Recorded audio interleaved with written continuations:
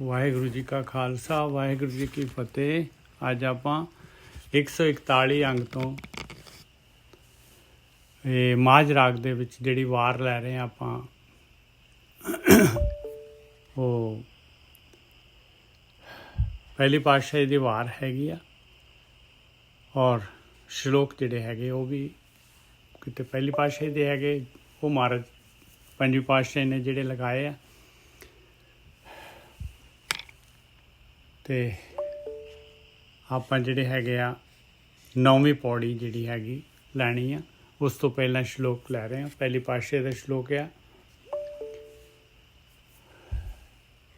ਸ਼ਲੋਕ ਮਹੱਲਾ ਪਹਿਲਾ। ਨਦੀਆਂ ਹੋਵੇਂ ਧੇਣਵਾ, ਸੁਮ ਹੋਵੇਂ ਦੁੱਧ ਘੀਓ। ਧੇਣ ਕਹਿੰਦੇ ਗਾਂ ਨੂੰ। ਕਹਿੰਦੇ ਜਿੰਨੀਆਂ ਵੀ ਨਦੀਆਂ ਹੈਗੀਆਂ ਉਹ ਗਊਆਂ ਬਣ ਜਾਣ, ਗਊਆਂ ਵਾਂਗੂ ਦੁੱਧ ਹੀ ਦੇਣ ਲੱਗ ਜਾਣ।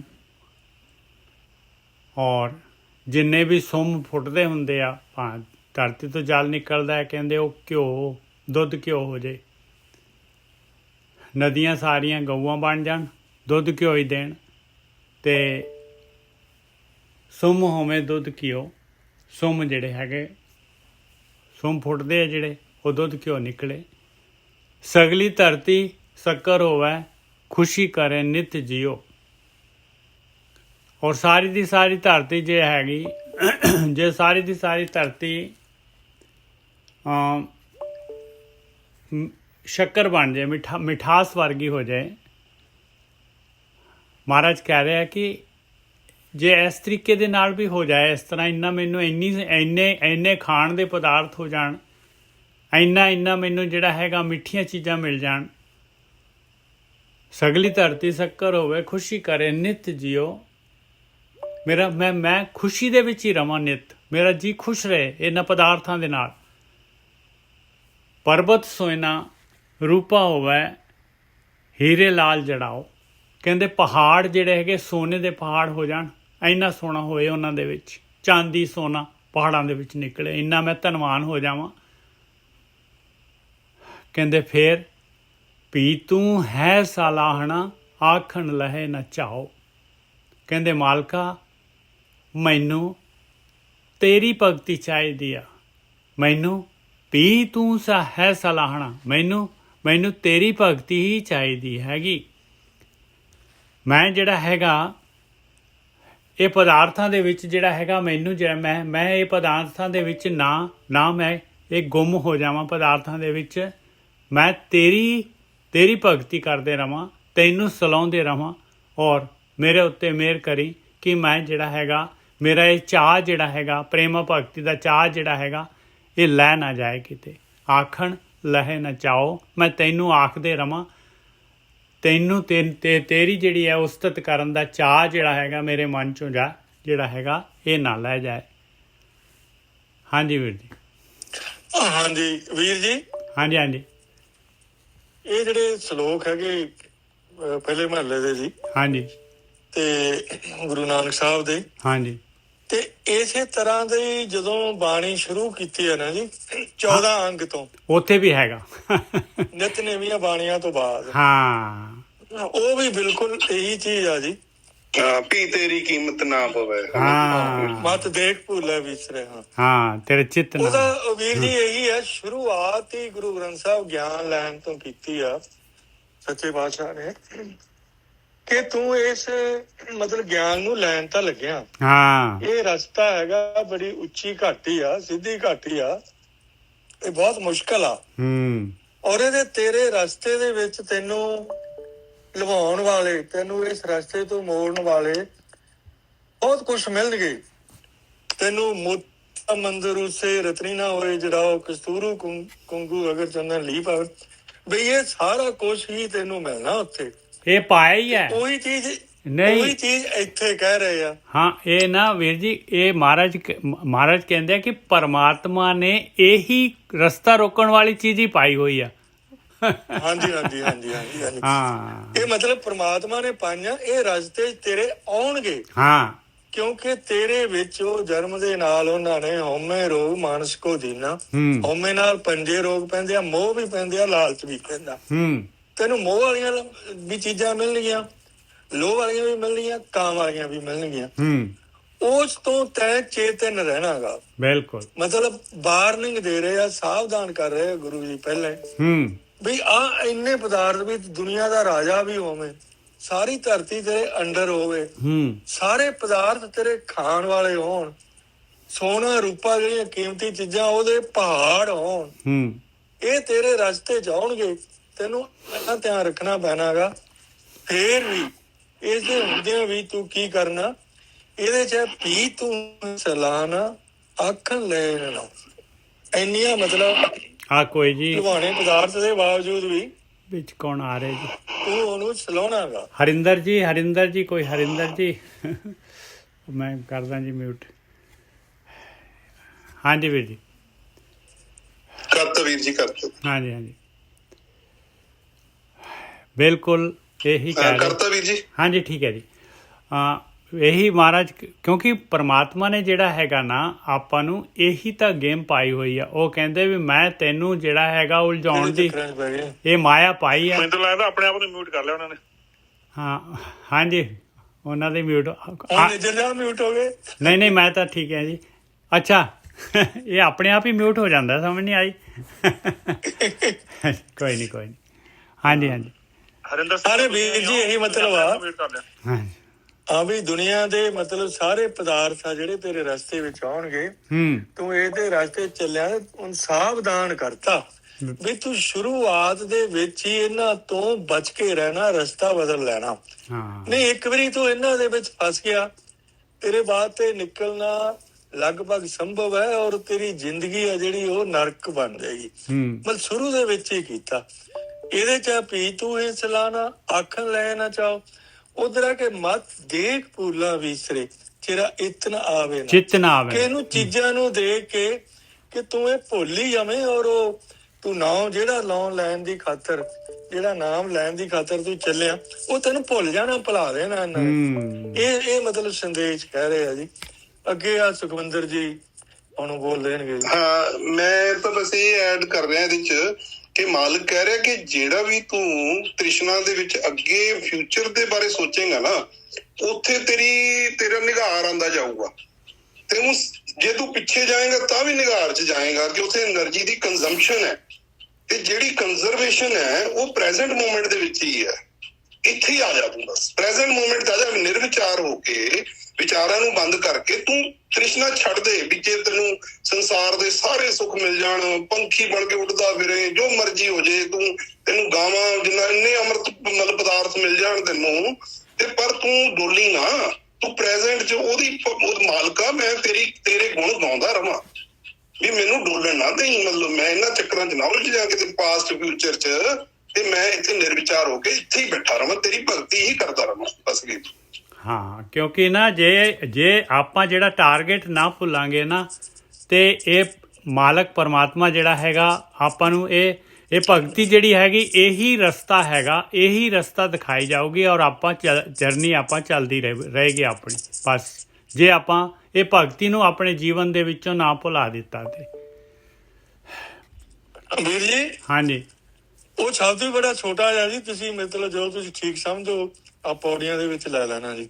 ਠੀਕ ਹੈ ਜੀ, ਠੀਕ ਹੈ। ਉਹ ਸਿਰਫ ਹੀ ਉਹ ਮਤਲਬ 6-7 ਲਾਈਨਾਂ ਦਾ ਹੀ ਹੈ ਜੀ, ਨਾਲ ਲੈ ਲਾਂਗੇ ਜੀ, ਉਹ ਇੱਕ ਸ਼ਲੋਕ ਜਿੰਨਾ ਹੀ ਹੈ ਜੀ। ਹਾਂਜੀ ਜ਼ਰੂਰ ਲੈ ਲਾਂਗੇ ਆਪਾਂ, ਅੱਜ ਹੀ ਲੈ ਲਓ ਜੇ ਟਾਈਮ ਮਿਲ ਗਿਆ ਜੀ। ਹਾਂ ਇਸੇ ਦੇ ਨਾਲ ਲੈ ਲਾਂਗੇ ਇਹ ਵਾਲਾ ਟੌਪਿਕ। ਹਾਂ ਇਹ ਕੰਪਲੀਟ ਹੋਣ ਦੇ ਨਾਲ ਵਿੱਚ ਹੀ ਲੈ ਲਿਓ, ਬਾਅਦ ਚ ਨਾਲ ਦੇ ਨਾਲ ਲੈ ਲਿਓ। ਮਤਲਬ ਇੱਕੋ ਹੀ ਚੀਜ਼ ਕਹਿ ਰਹੇ ਆ। ਬਿਲਕੁਲ ਲੈ ਲਾਂਗੇ ਵੀਰ ਜੀ, ਬਿਲਕੁਲ ਲੈ ਲਾਂਗੇ, ਸੰਦੇਸ਼ ਕਾਮਨ ਆ ਜੀ। ਹਾਂਜੀ ਅੱਗੇ ਮਹਾਰਾਜ ਕਹਿ ਰਹੇ ਆ ਪਹਿਲੀ ਪਾਤਸ਼ਾਹੀ ਮਹੱਲਾ ਪਹਿਲਾ, ਭਾਰ 18 ਮੇਵਾ ਹੋਵੇ ਗਰੁੜਾ ਹੋਵੇ ਸੁਆਓ। ਫਿਰ ਜਿਹੜੇ ਆ ਰਸਤੇ ਦੀਆਂ ਰੁਕਾਵਟਾਂ ਜਿਹੜੀਆਂ ਹੈਗੀਆਂ, ਮਾਇਆ ਦੇ ਜਿਹੜੇ ਹੈਗੇ, ਮਾਇਆ ਨੇ ਪ੍ਰਲੋਭਨ ਦੇਣਾ ਆ, ਮਾਇਆ ਨੇ ਆਪਾਂ ਨੂੰ ਕਿਉਂਕਿ ਮਾਇਆ ਮਾਲਕ ਨੇ ਜਿਹੜੀ ਪੈਦਾ ਕੀਤੀ ਆ, ਮਾਲਕ ਨੇ ਇਸੇ ਵਾਸਤੇ ਪੈਦਾ ਕੀਤੀ ਆ ਬਈ ਤੂੰ ਆਪਣਾ ਪੂਰਾ ਜ਼ੋਰ ਲਾਉਣਾ ਆ, ਕਿਸੇ ਵੀ ਬੰਦੇ ਨੂੰ ਜਿਹੜਾ ਹੈਗਾ ਉਹਨੂੰ ਮੇਰੇ ਕੋਲ ਆਉਣ ਤੋਂ ਰੋਕਣਾ ਹੈਗਾ ਬਸ। ਔਰ ਇੱਧਰ ਜਿਹੜਾ ਹੈਗਾ ਬ੍ਰਹਮ ਗਿਆਨੀਆਂ ਨੂੰ ਜਿਹੜਾ ਹੈਗਾ ਵਰਦਾਨ ਦਿੱਤਾ ਹੋਇਆ ਬਈ ਤੁਸੀਂ ਕੱਢ ਸਕਦੇ ਹੋ, ਤੇ ਬ੍ਰਹਮ ਗਿਆਨੀਆਂ ਦੇ ਥਰੂ ਜਿਹੜੇ ਹੈਗੇ ਹੋਏ ਇਹ ਗਿਆਨ ਦੇ ਨਾਲ, ਬ੍ਰਹਮ ਗਿਆਨ ਦੇ ਨਾਲ, ਭਗਤੀ ਦੇ ਨਾਲ, ਪ੍ਰੇਮਾ ਭਗਤੀ ਦੇ ਨਾਲ ਦੇ ਆਪਾਂ ਮਾਇਆ ਜਿਹੜੀ ਹੈਗੀ ਆ ਪਿੱਛੇ ਹਟ ਜਾਂਦੀ ਹੈ। ਮਾਲਕ ਹਟਾ ਲੈਂਦਾ ਮਾਇਆ ਨੂੰ ਪਿੱਛੇ, ਕਿਉਂਕਿ ਮਾਲਕ ਨੇ ਪਾਈ ਹੈ, ਉਸ ਨੇ ਹਟਾ ਲੈਣੀ। ਮਹੱਲਾ ਪਹਿਲਾ, ਭਾਰ 18 ਮੇਵਾ ਹੋਵੇ, ਗਰੁੜਾ ਹੋਵੇ ਸੁਆਉ। ਕਹਿੰਦੇ ਭਾਰ 18 ਜਿਹੜਾ ਹੈਗਾ ਇਹ ਸਾਰੀ ਦੀ ਸਾਰੀ ਬਨਸਪਤੀ ਨੂੰ ਜਿਹੜਾ ਹੈਗਾ ਬਨਸਪਤੀ ਨੂੰ ਜਿਹੜਾ ਹੈਗਾ ਦੱਸਣ ਵਾਸਤੇ ਹੁੰਦਾ ਹੈ ਭਾਈ ਕਿ ਇਹ ਜਿਹੜੀ ਸਾਰੀ ਬਨਸਪਤੀ ਜਿਹੜੀ ਹੈਗੀ ਇਹ ਇੱਕ ਸਾਰਿਆਂ ਦਾ ਕੁਛ ਪੱਤੇ ਪੁੱਤੇ ਲੈ ਕੇ ਜਿਹੜੀ ਸਾਰੀ ਇਕੱਠੀ ਕਰ ਲਓ ਤੇ ਕਹਿੰਦੇ ਭਾਰ 18 ਬਣ ਜਾਂਦੀ ਹੈ। ਕਹਿੰਦੇ ਭਾਰ ਸਾਰੀ ਬਨਸਪਤੀ ਜੇ ਹੈ ਮੇਵਾ ਬਣ ਜੇ, ਗਰੁੜਾ ਹੋਏ ਸੁਆਓ, ਔਰ ਇਹ ਜਿਹੜਾ ਐਸਾ ਭੋਜਨ ਹੋਏ ਜਿਵੇਂ ਕਿ ਬਿਲਕੁਲ ਗਰੁੜਾ ਖਾਣਾ ਕਹਿੰਦੇ ਕਿ ਬਹੁਤ ਹੀ ਜ਼ਿਆਦਾ ਜਿਹੜਾ ਹੈ ਰਸੀਲਾ, ਬਿਲਕੁਲ ਜਿਹੜਾ ਹੈਗਾ ਜਿਹੜਾ ਕਿ ਮੂੰਹ 'ਚ ਪਾਉਂਦੇ ਹੀ ਜਿਹੜਾ ਹੈਗਾ ਉਹ ਘੁਲ ਜਾਏ, ਇਹੋ ਜਿਹਾ ਸਵਾਦ ਹੋਏ ਉਹਦਾ। ਚੰਦ ਸੂਰਜ ਦੋਏ ਫਿਰਦੇ ਰੱਖੀਏ, ਨਿਹਚਲ ਹੋਵੇ ਥਾਂ। ਔਰ ਐਨਰਜੀ ਜਿਹੜੀ ਹੈਗੀ ਚੰਦ ਔਰ ਸੂਰਜ ਦੋਨੋਂ ਦੇ ਦੋਨੋਂ ਜਿਹੜੇ ਹੈਗੇ ਆ ਇਹ ਦੀਵੇ ਜਿਹੜੇ ਹੈਗੇ, ਇਹਦੀ ਐਨਰਜੀ ਜਿਹੜੀ ਹੈਗੀ ਇਹ ਕੰਮ ਕਰਨ। ਜੇ ਕਿਤੇ ਮੇਰਾ ਕੰਮ ਕਰਨੇ, ਚੰਦ ਸੂਰਜ ਦੋਏ ਫਿਰਦੇ ਰੱਖੀਏ, ਨਿਹਚਲ ਹੋਵੇ ਥਾਂ। ਔਰ ਮੈਨੂੰ ਜਿਹੜਾ ਹੈਗਾ ਮੇਰੀ ਜਿਹੜੀ ਹੈਗੀ ਆ ਮੈਂ ਅਟਲ ਵੀ ਹੋ ਜਾਵਾਂ। ਜੇ ਮੈਂ ਅਟਲ ਵੀ ਹੋ ਜਾ, ਮੇਰਾ ਨਿਹਚਲ ਥਾਂ ਹੋ ਜਾਏ, ਤਾਂ ਵੀ ਪੀ ਤੂੰ ਹੈ ਸਲਾਹਣਾ, ਆਖਣ ਲਹੇ ਨਾ ਚਾਓ। ਕਹਿੰਦੇ ਮਾਲਕਾ ਮੈਂ ਤੇਰੀ ਹੀ ਬੰਦਗੀ ਕਰਨੀ ਆ, ਮੇਰੇ ਉੱਤੇ ਮਿਹਰ ਕਰੀ ਕਿ ਮੈਂ ਜਿਹੜਾ ਹੈਗਾ ਆਪਣਾ ਰਸਤਾ ਜਿਹੜਾ ਹੈਗਾ ਇਹ ਪ੍ਰੇਮ ਭਗਤੀ ਦਾ ਰਸਤਾ ਭੁੱਲ ਨਾ ਜਾਵਾਂ। ਹਾਂਜੀ ਸੁਖਵਿੰਦਰ ਜੀ ਬੋਲ ਦਿਓ ਤੁਸੀਂ। ਹਾਂਜੀ ਹਾਂਜੀ ਕੋਈ ਨਹੀਂ, ਵੈਸੇ ਤੁਸੀਂ ਆ ਜਾਓ, ਤੁਸੀਂ ਜ਼ਿਆਦਾ ਵਧੀਆ ਤਰੀਕੇ ਨਾਲ ਦੱਸ ਦਿਓ। ਮੈਂ ਤਾਂ ਨਹੀਂ ਕੋਈ ਹਾਂਜੀ ਚਲੋ ਇਹਦੇ ਚ ਇਹੀ ਹੈ ਜੀ ਵੀ ਉਹ ਜਿੰਨਾ ਮਰਜੀ ਉਹ ਕਹਿੰਦੇ ਜਿਹੜੇ ਪੁਰਾਣੇ ਜਿਹੜੇ ਲੋਕਾਂ ਦੇ ਮਤਲਬ ਪੁਰਾਣਾ ਦੇ ਅੰਦਰ ਲਿਖਿਆ ਕਿ ਵੀ ਉਹ ਭਾਰ 18 ਹੋਵੇ, 18 ਮੇਵਾ ਹੋਵੇ, ਵੀ ਉਹ ਜਿੰਨੀ ਬਨਸਪਤੀ ਹੈ ਜੇ ਉਹਦਾ ਸਾਰਾ ਦਾ ਇੱਕ ਸਵਾਦ ਰਸੀਲਾ ਘੁਲ ਜਾਣ ਵਾਲਾ ਇੱਕੋ ਮੇਵਾ ਬਣ ਜੇ, ਜਿਹੜਾ ਮੂੰਹ ਚ ਪਾਏ ਤੇ ਨਾਲ ਹੀ ਘੁਲ ਜੇ, ਉਹਦਾ ਇੰਨਾ ਰਸ ਆ ਜੇ, ਪੂਰੀ 18 ਭਾਰ 18 ਜਿੰਨਾ ਹੁੰਦਾ, ਜਿੰਨੀ ਸ੍ਰਿਸ਼ਟੀ ਦਾ ਜਿੰਨੇ ਬ੍ਰਿਸ਼ ਬੂਟੇ ਜਿੰਨੀ ਬਨਸਪਤੀ ਹੈ ਉਹ ਇੱਕ ਬਣ ਕੇ ਤੇ ਉਹ ਵੀ ਭਾਵੇਂ ਰਸ ਹੋ ਜੇ, ਤੇ ਜਾਂ ਜਿਹੜੀ ਮੇਰੀ ਥਾਂ ਇਸ ਤਰ੍ਹਾਂ ਦੀ ਜਗ੍ਹਾ ਬਣ ਜੇ ਕਿ ਵੀ ਉਹ ਚੰਦ ਤੇ ਸੂਰਜ ਦੋਨੇ ਮੇਰੀ ਸੇਵਾ ਲਈ ਲੱਗ ਜਾਣ। ਦੇਖੋ ਕਿੰਨਾ ਵੱਡੀ ਗੱਲ ਕਰਕੇ ਫਿਰ ਉਹ ਕਹਿੰਦੇ ਪਰ ਮੈਨੂੰ ਤੇਰੀ ਸਲਾਹਣਾ ਜਿਹੜੀ ਹੈ ਨਾ ਉਹ ਨਾ ਮੇਰੀ ਕਿਤੇ ਉਹ ਚਾਹ ਨਾ ਕਦੇ ਖਤਮ ਹੋ ਜੇ। ਮਾਲਕਾ ਮੈਨੂੰ ਤੂੰ ਲਾਈ ਰੱਖੀ, ਮੈਨੂੰ ਪ੍ਰੈਜ਼ੈਂਟ ਚ ਰੱਖੀ, ਮੈਨੂੰ ਇਹ ਚੀਜ਼ਾਂ ਨਹੀਂ ਚਾਹੀਦੀਆਂ। ਕਿਉਂਕਿ ਉਹੀ ਗੱਲ ਹੈ ਜੀ, ਪ੍ਰੈਜ਼ੈਂਟ ਜਿਹੜਾ ਉਹ ਮਤਲਬ ਜਿਹਨੂੰ ਕਹਿੰਦੇ ਵੀ ਉਹ ਸਰਕੂਲਰ ਹੈ, ਜਿੱਦਾਂ ਹੀ ਬੈਠੇ ਤੇ ਉਹ ਪ੍ਰੈਜ਼ੈਂਟ ਚ ਆਏ ਤੇ ਬਸ ਉਹ ਚੜ ਗਈ ਸੁਰਤੀ, ਤੇ ਉਹ ਜਿੱਥੇ ਤੁਸੀਂ ਫਿਊਚਰ ਚ ਗਏ ਤੇ ਉੱਥੇ ਹੀ ਉਹ ਸਟ੍ਰੇਟ ਲਾਈਨ ਹੈ। ਉਹ ਤਾਂ ਚਲੋ ਇੱਕ ਹੋਰ ਅਗਲਾ ਹੋਰ ਉਹ ਚੱਲੀ ਜਾਣਾ, ਉਹ ਤਾਂ ਮੁੱਕਣਾ ਹੀ ਨਹੀਂ। ਉਹ ਬਸ ਪ੍ਰਮਾਤਮਾ ਅੱਗੇ ਉਹੀ ਕਹਿੰਦੇ ਕਿ ਮੈਨੂੰ ਨਿਰਵਿਚਾਰ ਅਵਸਥਾ ਦੇ ਵਿੱਚ ਮੈਨੂੰ ਬਿਠਾਈ ਰੱਖੀ, ਮੈਨੂੰ ਤੂੰ ਆਪਣੇ ਨਾਲ ਮੇਰੀ ਜੋੜੀ ਰੱਖੀ, ਮੈਨੂੰ ਮਾਲਕਾ ਮੈਨੂੰ ਬਖਸ਼ੀ ਤੇ ਮੇਰੇ ਤੇ ਕਿਰਪਾ ਕਰੀ। ਵਾਹਿਗੁਰੂ।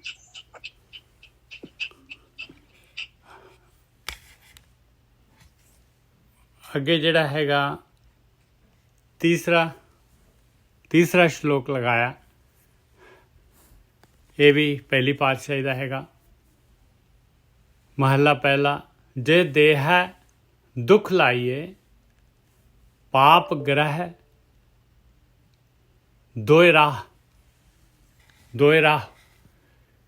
ਰਤ ਪੀਣੇ ਰਾਜੇ ਸਿਰੇ ਉੱਪਰ ਰੱਖੀਏ, ਐਵੇਂ ਜਾਪੇ ਪਾਓ। ਹੁਣ ਦੇਖੋ ਕਹਿ ਰਹੇ ਕਿ ਪਹਿਲਾਂ ਤਾਂ ਕਹਿੰਦੇ ਕਿ ਜੇ ਪਦਾਰਥ ਜਿਹੜੇ ਹੈਗੇ, ਸਵਾਦ ਜਿਹੜਾ ਹੈਗਾ, ਇਹ ਚੋਗਾ ਜਿਹੜਾ ਹੈਗਾ, ਜੇ ਇਹਦੇ ਨਾਲ ਮੈਨੂੰ ਮਾਇਆ ਨੇ ਭਰਮਾਉਣ ਦੀ ਕੋਸ਼ਿਸ਼ ਕੀਤੀ ਤਾਂ ਵੀ ਮੈਂ ਜਿਹੜਾ ਹੈਗਾ ਕਿਤੇ ਤੇਰੀ ਭਗਤੀ ਜਿਹੜੀ ਹੈਗੀ ਆ ਇਹ ਤੇਰਾ ਜਿਹੜਾ ਹੈਗਾ ਪ੍ਰੇਮਾ ਭਗਤੀ ਇਹ ਮੇਰੇ ਕੋਲੋਂ ਮੈਨੂੰ ਨਾ ਵਿਸਰ ਜਾਏ। ਹੁਣ ਕਹਿੰਦੇ ਜੇ ਦੇਹ ਦੁੱਖ ਲਾਈਏ, ਜੇ ਕਿਤੇ ਮੇਰਾ ਸਰੀਰ ਜਿਹੜਾ ਹੈਗਾ ਇਹ ਰੋਗੀ ਹੋ ਜਾਏ, ਮੇਰੇ ਸਰੀਰ ਨੂੰ ਰੋਗ ਲੱਗ ਜਾਣ, ਜੇ ਦੇਹ ਦੁੱਖ ਲਾਈਏ, ਪਾਪ ਗ੍ਰਹਿ ਦੋ ਰਾਹ, ਔਰ ਐਸਾ ਜਿਹੜਾ ਹੈਗਾ ਮੈਨੂੰ ਜਿਹੜੇ ਹੈ ਰਾਹੂ ਕੇਤੂ ਚਿੰਬੜ ਜਾਣ, ਇਹ ਦੋ ਜਿਹੜੇ ਹੈਗੇ ਦੋ ਗ੍ਰਹਿ ਹੁੰਦੇ ਆ ਜਿਹੜੇ ਹੈਗੇ ਆ ਨੈਗੇਟਿਵ એનર્ਜੀ ਵਾਲੇ ਦੋ ਕਹਿੰਦੇ ਜੇ ਦੋਨੋਂ ਦੇ ਦੋਨੋਂ ਹੀ ਮੈਨੂੰ ਚਿੰਬੜ ਜਾਣ, ਮੈਂ ਇਹਨਾਂ ਦੇ ਵਿੱਚ ਗ੍ਰਸਤ ਹੋ ਜਾਵਾਂ। ਜੇ ਦੇਹ ਦੁੱਖ ਲਾਈਏ ਪਾਪ ਗ੍ਰਹਿ ਦੋਏ ਰਾਹ, ਦੋਨੋਂ ਦੇ ਦੋਨੋਂ ਮੇਰੇ ਉੱਤੇ ਪੂਰੇ ਭਾਰੂ ਹੋ ਜਾਣ। ਮੈਨੂੰ ਜਿਹੜਾ ਹੈਗਾ ਮੇਰਾ ਸਰੀਰ ਜਿਹੜਾ ਹੈਗਾ ਰੋਗੀ ਹੋ ਜਾਏ, ਔਰ ਮੇਰੇ ਜਿਹੜੇ ਹੈਗੇ ਮੇਰੇ ਉੱਤੇ ਜਿਹੜੇ ਦੋਨੋਂ ਦੇ ਦੋਨੋਂ ਰਾਹੂ ਕੇਤੂ ਜਿਹੜੇ ਪ੍ਰਬਲ ਹੋ ਜਾਣ। ਪਾਪਾਂ ਵਾਲੇ ਗ੍ਰਹਿ ਜਿਹੜੇ ਹੈਗੇ ਮੈਨੂੰ ਜਿਹੜੇ ਹੈਗੇ ਮੇਰੇ ਉੱਤੇ ਲਾਗੂ ਹੋ ਜਾਣ, ਮੇਰੇ ਤੇ ਜਿਹੜੇ ਹੈਗੇ ਭਾਰੂ ਪੈ ਜਾਣ। ਰਤ ਪੀਣੇ ਰਾਜੇ ਸਿਰੇ ਉੱਪਰ ਰੱਖੀਏ ਇਹਵੇ ਜਾਪੇ ਭਾਓ। ਕਹਿੰਦੇ ਜੇ ਕਿਤੇ ਮੈਂ ਐਸੇ ਜਿਹੜੇ ਹੈਗੇ ਸਮੇਂ ਦੇ ਵਿੱਚ, ਦੇਖੋ ਗੁਰੂ ਨਾਨਕ ਸਾਹਿਬ ਪੈਦਾ ਹੀ ਹੋਏ ਸੀ ਉਸ ਵੇਲੇ, ਰਤ ਪੀਣੇ ਰਾਜੇ ਸਿਰੇ ਉੱਪਰ ਰੱਖੀਏ, ਉਸੇ ਟਾਈਮ ਪੈਦਾ ਹੋਏ ਸੀਗੇ। ਕਿਵੇਂ ਜਿਹੜਾ ਹੈਗਾ ਬਾਬਰ ਜਾਬਰ ਜਿਹੜਾ ਚੱਲ ਰਿਹਾ ਸੀਗਾ, ਉਹ ਦੇਖ ਲਓ ਕਿਸ ਤਰ੍ਹਾਂ ਜਿਹੜਾ ਮਾਰ ਕਾਟ ਹੋਈ ਸੀ। ਖੁਰਾਸਾਨ ਖਸਮਾਨਾ ਕੀਆ ਹਿੰਦੁਸਤਾਨ ਡਰਾਇਆ। ਕਹਿੰਦੇ ਜੇ ਰਤ ਪੀਣੇ ਰਾਜੇ ਸਿਰੇ ਉੱਪਰ ਹੋ ਰੱਖੀਏ ਇਹਵੇ ਜਾਪੇ ਭਾਓ। ਕਹਿੰਦੇ ਇੰਨਾ ਜਿਹੜਾ ਹੈਗਾ ਇਸ ਤਰੀਕੇ ਦੇ ਨਾਲ ਜਿਹੜਾ ਹੈਗਾ ਮੈਨੂੰ ਐਸੀ ਕੰਡੀਸ਼ਨ ਹੋਏ ਕਿ ਬਿਲਕੁਲ ਜਿਹੜੇ ਹੈਗੇ ਇਹ ਬਹੁਤ ਹੀ ਜ਼ਿਆਦਾ ਜਿਹੜੇ ਨੈਗੇਟਿਵ ਹੈਗੇ ਉਹ ਜਿਹੜੇ ਹੈਗੇ ਰਾਜੇ ਹੋਣ, ਅਤੇ ਇਸ ਤਰ੍ਹਾਂ ਸੰਗਤ ਪਬਲਿਕ ਜਿਹੜੀ ਹੈਗੀ ਉਹਨਾਂ ਤੋਂ ਡਰ, ਭਗਤੀ ਕਰਨ ਵਾਲੀ ਉਹਨਾਂ ਤੋਂ ਜਿਹੜਾ ਹੈਗਾ ਡਰਨਾ ਪਏ। ਪੀ ਤੂੰ ਹੈ ਸਲਾਹਣਾ ਆਖਣ ਲਹੇ ਨਾ ਚਾਓ। ਕਹਿੰਦੇ ਮਾਲਕਾ ਫਿਰ ਵੀ ਇਸ ਕੰਡੀਸ਼ਨ ਦੇ ਵਿੱਚ ਵੀ ਜਿਹੜਾ ਹੈਗਾ ਮੈਂ ਚਾਹੁੰਦਾ ਹਾਂ ਕਿ ਮੈਂ ਤੇਰੀ ਸਿਫਤ ਸਲਾਹ ਜਿਹੜੀ ਹੈਗੀ ਆ ਉਹ ਨਾ ਮੇਰੇ ਕੋਲੋਂ ਛੁੱਟ ਜਾਏ, ਮੇਰੇ ਉੱਤੇ ਇੰਨੀ ਕੁ ਮੇਰੇ ਉੱਤੇ ਮਿਹਰ ਕਰ। ਹਾਂਜੀ ਵੀਰ ਜੀ।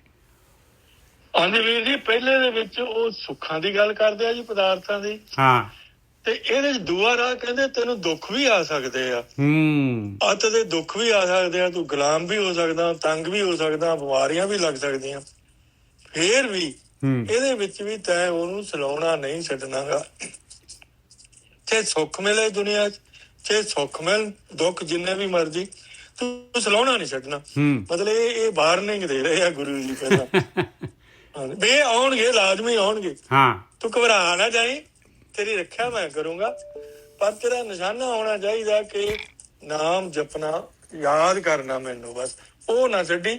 ਵੀ ਤੇਰੇ ਦੁੱਖ ਵੀ ਚਲੇ ਜਾਣਗੇ ਤੇ ਜਿਹੜੇ ਸੁੱਖਾਂ ਤੋਂ ਬਾਅਦ ਦੁੱਖ ਆ ਉਹ ਵੀ ਚਲੇ ਜਾਣਗੇ, ਤੇ ਤੈਨੂੰ ਮੈਂ ਮਤਲਬ ਸਦਾ ਸੁਖੀ ਕਰ ਦਊਂਗਾ। ਵੀ ਤੂੰ ਆਹ ਚੀਜ਼ਾਂ ਦਾ ਖਿਆਲ ਰੱਖੀ। ਇਹਦੇ ਚ ਵੀ ਉਹੀ ਸੰਦੇਸ਼ ਆ ਜੀ। ਬਿਲਕੁਲ।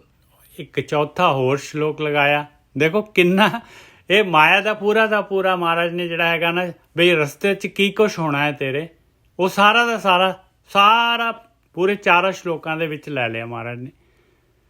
ਹੁਣ ਕਹਿੰਦੇ ਆ ਸਿੱਧੀਆਂ ਰਿੱਧੀਆਂ ਆ ਜਾਣਗੀਆਂ ਤੇਰੇ ਕੋਲ, ਉਹਦੀ ਗੱਲ ਕਰ ਰਹੇ ਹੁਣ। ਮਹੱਲਾ ਪਹਿਲਾ, ਅੱਗੀ ਪਾਲਾ ਕੱਪੜ ਹੋਵੇ ਖਾਣਾ ਹੋਵੇ ਵਾਓ। ਕਹਿੰਦੇ ਜੇ ਹੁਣ ਠੰਡ ਹੋਏ ਨਾ ਤੇ ਕੱਪੜਾ ਅੱਗ ਦਾ ਕੱਪੜਾ ਬਣਾ ਲਿਆ ਜਾਏ, ਜੇ ਗਰਮੀ ਹੋਏ ਤੇ ਠੰਡ ਦਾ ਕੱਪੜਾ ਬਣਾ ਲਿਆ ਜਾਏ, ਬਰਫ਼ ਦਾ ਕੱਪੜਾ ਬਣਾ ਲਿਆ ਜਾਏ। ਤੇ ਖਾਣਾ ਜਿਹੜਾ ਹੈਗਾ ਐਸਾ ਜੋ ਕਮਾਇਆ ਜਾਏ ਕਿ ਖਾਣਾ ਹਵਾ ਤੋਂ ਹੀ ਜਿਹੜੇ ਹੈ ਤੱਤ ਸਾਰੇ ਦੇ ਸਾਰੇ ਹਵਾ ਤੋਂ ਇਕੱਠੇ ਹੋ ਜਾਣ ਤੱਤ। ਅੱਗੀ ਪਾਲਾ ਕੱਪੜ ਹੋਵੇ ਖਾਣਾ ਹੋਵੇ ਵਾਓ, ਹਵਾ ਦਾ ਖਾਣਾ ਹੋ ਜਾਏ, ਹਵਾ ਐਸੇ ਜੋਗੀ ਇੰਨਾ ਜੋਗੀ ਸਿੱਧ ਹੋ ਜਾਏ, ਜੋਗ ਸਿੱਧੀ ਹੋ ਜਾਏ। ਗੁਰਕੀ ਸਾਹਿਬ ਆ ਗਏ। ਗੁਰਕੀ ਸਾਹਿਬ, ਵਾਹਿਗੁਰੂ ਜੀ ਕਾ ਖਾਲਸਾ, ਵਾਹਿਗੁਰੂ ਜੀ ਕੀ ਫਤਿਹ।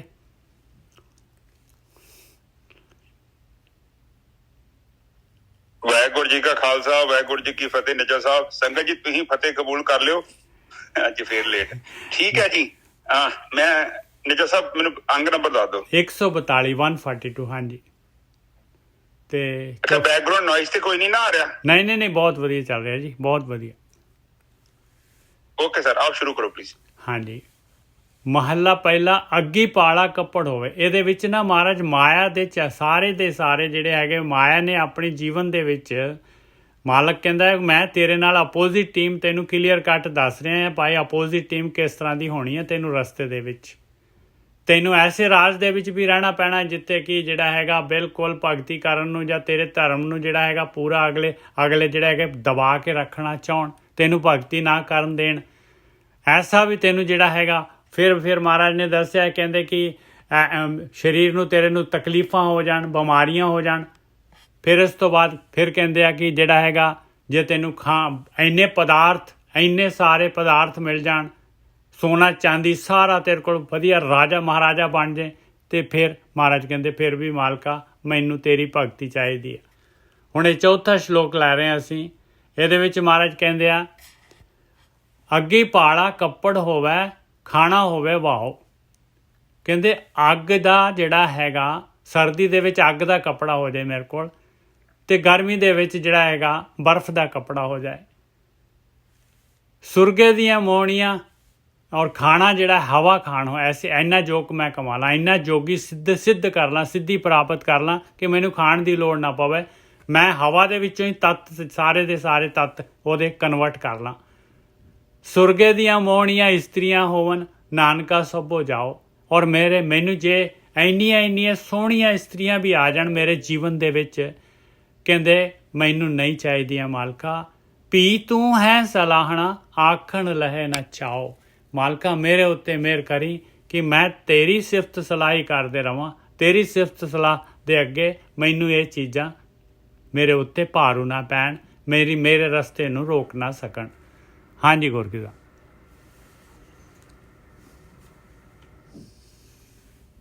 ਠੀਕ ਹੈ ਸਾਧ ਸੰਗਤ ਜੀ, ਦੇਖੋ ਆਪਾਂ ਨੂੰ ਉਹ ਸਮਝਾ ਰਹੇ, ਕਹਿੰਦੇ ਕਿ ਅੱਗੇ ਪਾਲਾ ਕੱਪੜਾ ਹੋਵੇ, ਖਾਣਾ ਹੋਵੇ ਤਾਂ ਪਾਓ।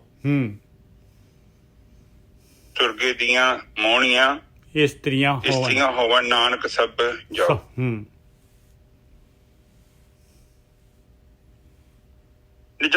ਥੋੜਾ ਜਿਹਾ ਸਰਲ ਕਰੋ। ਕਹਿੰਦੇ ਜਿਹੜੇ ਹੈਗੇ ਸਾਰ ਸਮਝਾ ਦਿਓ। ਹਾਂ ਸਾਰ ਇਹਦਾ ਇਹੀ ਹੈਗਾ ਵੀ ਮੇਰੇ ਰਸਤੇ ਦੇ ਵਿੱਚ, ਭਗਤੀ ਮਾਰਗ ਦੇ ਵਿੱਚ, ਸੰਸਾਰ ਦੇ ਵਿੱਚ ਮਾਲਕ ਨੇ ਜਿਹੜੀ ਆਪੋਜ਼ਿਟ ਟੀਮ ਬਣਾਈ ਆ, ਉਹ ਆਹੀ ਬਣਾਈ ਹੋਈ ਆ। ਔਖਿਆਈ ਆਊਗੀ ਜੀਵਨ ਦੇ ਵਿੱਚ। ਕਹਿੰਦੇ ਅੱਗੀ ਪਾਲਾ ਕੱਪੜ ਹੋਵੇ, ਇਹਦਾ ਮਤਲਬ ਬਈ ਸਿੱਧੀਆਂ ਵੀ ਇਨਸਾਨ ਦੇ ਕਈ ਸਿੱਧੀਆਂ ਪ੍ਰਾਪਤ ਹੋ ਜਾਂਦੀਆਂ। ਸਿੱਧੀਆਂ ਪਾ ਕੇ ਕਹਿੰਦੇ ਜਿਹੜੇ ਇਹ ਵੀ ਸਿੱਧੀਆਂ ਵੀ ਮੇਰਾ ਰਸਤਾ ਰੋਕਣ ਦੀ ਕੋਸ਼ਿਸ਼ ਕਰਨ ਭਗਤੀ ਦਾ, ਤੇਰੇ ਕੋਲ ਆਉਣ ਦਾ, ਤੇ ਮੈਨੂੰ ਰੋਕ ਨਾ ਸਕਣ। ਮੇਰੇ ਉੱਤੇ ਆ ਮਿਹਰ ਕਰ। ਮੈਂ ਜਿਹੜਾ ਹੈਗਾ ਮੈਂ ਹਵਾ ਹੀ ਖਾ ਕੇ ਜਿੰਦਾ ਰਵਾਂ, ਤਾਂ ਵੀ ਇੰਨੀਆਂ ਸਿੱਧੀਆਂ ਮੇਰੇ ਕੋਲ ਆ ਜਾਣ ਤੇ ਮੈਨੂੰ ਕਹਿਣ ਵੀ ਭਗਤੀ ਛੱਡ ਦੇ, ਤੇ ਮੈਂ ਤੇਰਾ ਰਸਤਾ, ਤੇਰੀ ਭਗਤੀ ਨਹੀਂ ਛੱਡ ਸਕਦਾ। ਔਰ ਹਾਂ, ਰੂਪ ਜਿੰਨਾ ਵੀ ਰੂਪ ਮਿਲ ਜਾਏ ਰਸਤੇ ਦੇ ਵਿੱਚ ਮੈਨੂੰ ਨਹੀਂ ਚਾਹੀਦਾ, ਮੈਨੂੰ ਤੇਰੀ ਭਗਤੀ ਚਾਹੀਦੀ। ਹਾਂਜੀ ਵੀਰ ਜੀ, ਬਿਲਕੁਲ ਠੀਕ ਹੈ। ਸਾਧ ਸੰਗਤ ਜੀ ਦੇਖੋ, ਦੋ ਚੀਜ਼ਾਂ ਸਾਨੂੰ ਸਮਝਾਈਆਂ ਨੇ। ਇੱਕ ਤੇ ਦੇਖੋ ਬਾਣੀ ਵਿੱਚ ਬੜੀ ਕਲੀਅਰ ਗੱਲ ਸਮਝਾਈ ਹੈ। ਆਪ ਬਾਣੀ ਕਿੱਥੋਂ ਵੀ ਪੜੋ, ਉਹਦੇ 'ਚ ਦੋ ਚੀਜ਼ਾਂ ਬਹੁਤ ਖਾਸ ਕਰਕੇ ਉਹਨਾਂ ਨੇ ਰੱਖੀਆਂ ਨੇ ਧਿਆਨ ਦੇ ਵਿੱਚ। ਇੱਕ ਤੇ ਜਿੱਦਾਂ ਇੱਕ ਮੈਂ ਉਦਾਹਰਨ ਦੇ ਕੇ ਗੱਲ ਸਮਝਾਉਣਾ, ਆਪ ਛੇਤੀ ਪਕੜ ਕਰ ਲਓਗੇ। ਇੱਕ ਤੇ ਪਿਓ ਦੇ ਵਾਂਗੂ ਗੱਲ ਸਮਝਾਈ ਹੈ। ਜਿੱਦਾਂ ਪਿਓ ਦਾ ਰਿਸ਼ਤਾ ਹੁੰਦਾ ਬੱਚਿਆਂ ਦੇ ਨਾਲ, ਉਹ ਕਦੇ ਸਖਤ ਕਦੇ ਨਰਮ। ਉਹ ਕਿਉਂ ਏਦਾਂ ਚੱਲਦਾ ਹੈ?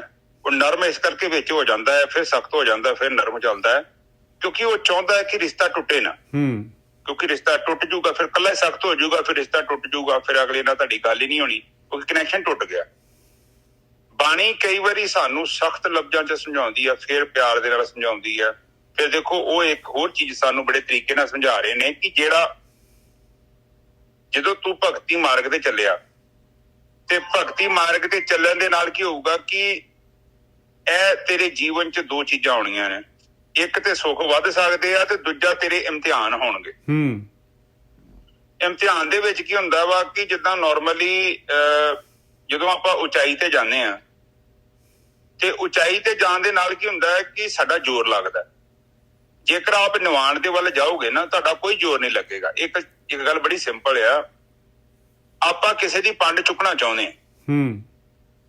ਹੁਣ ਪੰਡ ਚੁਕਾਉਣੀ ਵੀ ਹੋਵੇ ਤੇ ਆਪਾਂ ਕਹੀਏ ਆਪਣਾ ਜ਼ੋਰ ਵੀ ਨਾ ਲੱਗੇ। ਨਿੱਜਾ ਸਾਹਿਬ, ਏਦਾਂ ਪੋਸੀਬਲ ਨਹੀਂ ਹੈਗਾ। ਨਹੀਂ ਹੈਗਾ, ਬਿਲਕੁਲ ਸਹੀ ਹੈ।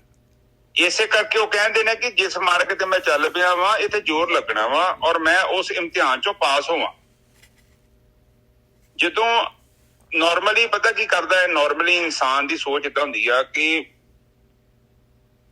ਆਪਣੇ 10 ਰੁਪਏ ਬਚਾਉਣ ਦੇ ਲਈ ਨਿੱਜਾ ਸਾਹਿਬ ਦੂਜੇ ਦਾ 10,000 ਦਾ ਨੁਕਸਾਨ ਕਰ ਦਿੰਦਾ ਜੀ। ਕਰ ਦਿੰਦਾ, ਬਿਲਕੁਲ ਸਹੀ ਗੱਲ ਹੈ, ਬਿਲਕੁਲ ਸਹੀ ਹੈ। ਇਨਸਾਨ ਸਾਧ ਸੰਗਤ ਜੀ, ਆਪ ਜਸਟ ਸੋਚੋ ਕਿ ਇਨਸਾਨ ਦੀ ਸੋਚ ਏਦਾਂ ਦੀ ਹੁੰਦੀ ਆ, ਇਹਨੂੰ ਕੇਵਲ 10 ਰੁਪਏ ਮਿਲਣੇ ਆ, 10 ਦਾ ਨੁਕਸਾਨ ਹੋਣਾ, ਪਰ ਦੂਜੇ ਦਾ 10,000 ਦਾ ਨੁਕਸਾਨ ਕਰ ਦੂਗਾ। ਬਿਲਕੁਲ। ਕਿਉਂ ਕਰ ਦੂਗਾ ਇਹ ਨਹੀਂ ਵੇਂਦਾ ਕਿ ਸਹੀ ਕੀ ਹੈ ਤੇ ਗਲਤ ਕੀ ਹੈ। ਬਾਣੀ ਤੇ ਇਹ ਕਹਿੰਦੀ ਆ ਕਿ ਦੇਖੋ ਬਈ ਇੰਡੀਵਿਜੂਅਲ ਗੱਲ ਕਰੋ, ਤੁਸੀਂ ਕਿਸੇ ਕੌਮ ਨੂੰ ਬਦਨਾਮ ਨਹੀਂ ਕਰ ਸਕਦੇ। ਔਰ ਇਸ ਚੀਜ਼ ਦੇ ਲਈ ਗੁਰੂ ਨਾਨਕ ਪਾਤਸ਼ਾਹ ਨੇ ਜਿਹੜੀ ਫਾਊਂਡੇਸ਼ਨ ਰੱਖੀ ਸੀ, ਜੋ ਸਾਨੂੰ ਸਿਖਾਇਆ, ਦੇਖੋ ਬਾਲਾ ਤੇ ਮਰਦਾਨਾ, ਉਹ ਬਾਲੇ ਨੂੰ ਵੀ ਨਾਲ ਰੱਖਿਆ, ਮਰਦਾਨੇ ਨੂੰ ਵੀ ਨਾਲ ਰੱਖਿਆ ਤੇ ਆਪਣਾ ਪ੍ਰਚਾਰ ਵੀ ਕੀਤਾ। ਕਿਸੇ ਦਾ ਧਰਮ ਪਰਿਵਰਤਨ ਦੀ ਗੱਲ ਨਹੀਂ ਹੋਈ ਉੱਥੇ। ਉਹਨਾਂ ਨੂੰ ਕਿਹਾ ਨਹੀਂ ਕਿ ਤੁਸੀਂ ਧਰਮ ਛੱਡ ਦਿਓ। ਉਹਨਾਂ ਨੇ ਜਿਹੜੇ ਧਰਮ ਦੀ ਗੱਲ ਕੀਤੀ ਆ ਉਹ ਸਾਡਾ ਇੰਟਰਨਲ ਧਰਮ ਹੈ। ਕੱਲ ਵੀ ਦੇਖ ਲਓ ਮੁਸਲਮਾਨ ਨੂੰ ਉਹ ਬਾਣੀ ਸਮਝਾ ਰਹੀ ਹੈ, ਗੱਲ ਮੁਸਲਮਾਨ ਦੀ ਗੱਲ ਨਹੀਂ ਹੋਈ, ਉਹ ਗੱਲ ਸਰਵ ਵਿਆਪਕ ਗੱਲ ਹੁੰਦੀ ਆ। ਉਹ ਕਹਿੰਦੇ ਮਸੀਤ ਜਿਹੜੀ ਤੇਰੀ ਆ ਹੋਣੀ ਚਾਹੀਦੀ ਹੈ, ਜਿਹੜੀ ਤਸਬੀਹ ਫੇਰਦਾ ਹੈ ਤੇਰੀ ਆ ਹੋਣੀ ਚਾਹੀਦੀ ਹੈ, ਜਿਹੜਾ ਤੂੰ ਮੱਕੇ ਤੇ ਜਾਂਦਾ ਹੈ ਹੱਜ ਕਰਦਾ ਤੇਰਾ ਆ ਹੋਣਾ ਚਾਹੀਦਾ, ਨਮਾਜ਼ ਜਿਹੜੀ ਪੜ੍ਹਦਾ ਉਹ ਤੇਰੀ ਆ ਹੋਣੀ ਚਾਹੀਦੀ ਆ। ਕਹਿਣ ਤੋਂ ਭਾਵ ਹੈ ਕਿ ਹਰ ਇੱਕ ਜਿਹੜੀ ਚੰਗਿਆਈ ਆ ਸਾਨੂੰ ਆਪਣੇ ਆਪ ਨੂੰ ਉਹਦੇ ਨਾਲ ਸ਼ਿੰਗਾਰਨਾ ਪਊਗਾ। ਜਿੱਦਾਂ ਇੱਕ ਔਰਤ ਦੇਖੋ ਆਪਣਾ ਮੇਕਅਪ ਕਰਦੀ ਆ, ਚੰਗੇ ਕੱਪੜੇ ਪਾਉਂਦੀ ਆ, ਚੰਗੀ ਜੁੱਤੀ ਪਾਉਂਦੀ ਆ, ਆਪਣੇ ਵਸਤਰਾਂ ਨੂੰ ਗ੍ਰਹਿਣ ਕਰਦੀ ਆ, ਗਲ 'ਚ ਹਾਰ ਪਾਉਂਦੀ ਆ, ਫਿਰ ਇੱਕ ਪਤੀ ਨੂੰ ਉਹ ਔਰਤ ਚੰਗੀ ਲੱਗਦੀ ਹੈ। ਠੀਕ ਹੈ, ਅਸਲ ਦੇ ਵਿੱਚ ਔਰਤ ਜਿਹੜੀ ਆ ਨਾ, ਜੇਕਰ ਸ਼ਿੰਗਾਰ ਕਰਦੀ ਆ ਤੇ ਉਹਦਾ ਸ਼ਿੰਗਾਰ ਜਿਹੜਾ ਉਹਦੇ ਪਤੀ ਲਈ ਹੋਣਾ ਚਾਹੀਦਾ। ਇਹੋ ਜ਼ਿੰਦਗੀ 'ਚ ਸੱਚ ਆ। ਔਰਤ ਵੈਸੇ ਨਾਰਮਲੀ ਜੇ ਸੋਚੇ ਕਿ ਬਾਹਰੀ ਕਿਸੇ ਹੋਰ ਬੰਦੇ ਨੂੰ ਅਟਰੈਕਟ ਕਰਨਾ, ਉਹ ਇੱਕ ਅਲੱਗ ਚੀਜ਼ ਆ। ਅਸਲ 'ਚ ਜਿਹੜਾ ਸ਼ਿੰਗਾਰ ਉਹਦੇ ਪਤੀ ਲਈ ਹੋਣਾ ਚਾਹੀਦਾ। ਇਸੇ ਤਰ੍ਹਾਂ ਜੀਵ ਰੂਪੀ ਇਸਤਰੀ ਹੈ, ਸਾਡਾ ਜਿਹੜਾ ਸ਼ਿੰਗਾਰ ਕੀ ਹੈ, ਅਸੀਂ ਮੇਕਅਪ ਤੇ ਨਹੀਂ ਨਾ ਕਰ ਸਕਦੇ ਨਿਜਾ ਸਾਹਿਬ, ਕਿਉਂਕਿ ਉਹ ਅਰੂਪ ਹੈਗਾ। ਉਹ ਜੇ ਅਰੂਪ ਹੈਗਾ ਤੇ ਉਹਦੇ ਲਈ ਜਿਹੜਾ ਸ਼ਿੰਗਾਰ ਆ ਉਹ ਸਾਡੀ ਚੰਗਿਆਈ ਹੈ ਨਿਜਾ ਸਾਹਿਬ। ਬਿਲਕੁਲ ਸਹੀ ਆ। ਤਾਂ ਹੀ ਉਹਨੂੰ ਇਸਤਰੀ ਚੰਗੀ ਲੱਗੂਗੀ। ਉਹ ਜਿਹੜੀ ਔਰਤ ਨੇ ਉਹਦੀ ਕੇਅਰ ਹੀ ਨਹੀਂ ਕਰਨ ਦੀ, ਜਿਹੜੀ ਆਪਣੀ ਮਰਜ਼ੀ ਨਾਲ ਹੀ ਤੁਰੀ ਫਿਰਦੀ ਆ, ਨਹੀਂ ਉਹਨੂੰ ਕੋਈ ਸ਼ਰਮ ਨਹੀਂ, ਹਿਆ ਨਹੀਂ, ਉਹ ਜੋ ਮਰਜ਼ੀ ਚੋਰੀ ਕਰ ਰਹੀ ਆ, ਠੱਗੀ ਕਰ ਰਹੀ ਆ ਔਰ ਬੇਇਨਸਾਫੀ ਕਰਦੀ ਆ, ਵੇਖਦੀ ਨਹੀਂ ਆ ਕਿ ਕੀ ਸਹੀ ਆ ਕੀ ਗਲਤ ਆ, ਤੇ ਪ੍ਰਮਾਤਮਾ ਨੂੰ ਉਹ ਔਰਤ ਜੀਵ ਇਸਤਰੀ ਚੰਗੀ ਨਹੀਂ ਲੱਗੇਗੀ। ਹਾਂਜੀ ਨਿਜਾ ਸਾਹਿਬ, ਬਿਲਕੁਲ ਠੀਕ ਹੈ ਜੀ, ਬਿਲਕੁਲ ਠੀਕ ਆ। ਤੇ ਅੱਗੇ ਹੁਣ ਜਿਹੜਾ ਹੈਗਾ ਪੌੜੀ ਆ ਗਈ, ਜਿਹਦੇ ਵਾਸਤੇ 4 ਸ਼ਲੋਕ ਲੱਗੇ ਹੋਏ ਸੀਗੇ। ਬਦ ਫੈਲੀ ਪੌੜੀ, ਬਦ ਫੈਲੀ ਗੈਬਾਨਾ ਖਸਮ ਨਾ ਜਾਣੇ। ਕਹਿੰਦੇ ਗੈਬਾਨਾ ਕਹਿੰਦੇ ਆ ਕਿ ਜਿਹੜਾ ਗਾਇਬ ਹੋ ਜਾਂਦਾ ਹੈ, ਪੂਰਾ ਜਿਹੜਾ ਹੈਗਾ ਛੁਪ ਜਾਂਦਾ ਹੈ। ਇਨਸਾਨ ਜਿਹੜਾ ਹੈਗਾ ਮਾੜੇ ਕੰਮ ਕਰਦਾ, ਬਦ ਫੈਲੀ ਕਰਦਾ ਹੈ, ਗੈਬਾਨਾ ਛੁਪ ਕੇ ਕਰਦਾ ਹੈ ਕਿ ਖਸਮ ਨਾ ਜਾਣੇ। ਬਈ ਖਸਮ ਪਰਮਾਤਮਾ ਨੂੰ ਨਹੀਂ ਪਤਾ, ਹੁਣ ਕਿਸੇ ਨੂੰ ਪਤਾ ਨਹੀਂ ਹੈਗਾ। ਬਦ ਫੈਲੀ ਗੈਬਾਨਾ ਖਸਮ ਨਾ ਜਾਣੇ, ਸੋ ਕਹੀਏ ਦੀਵਾਨਾ ਆਪ ਨਾ ਪਛਾਣੇ।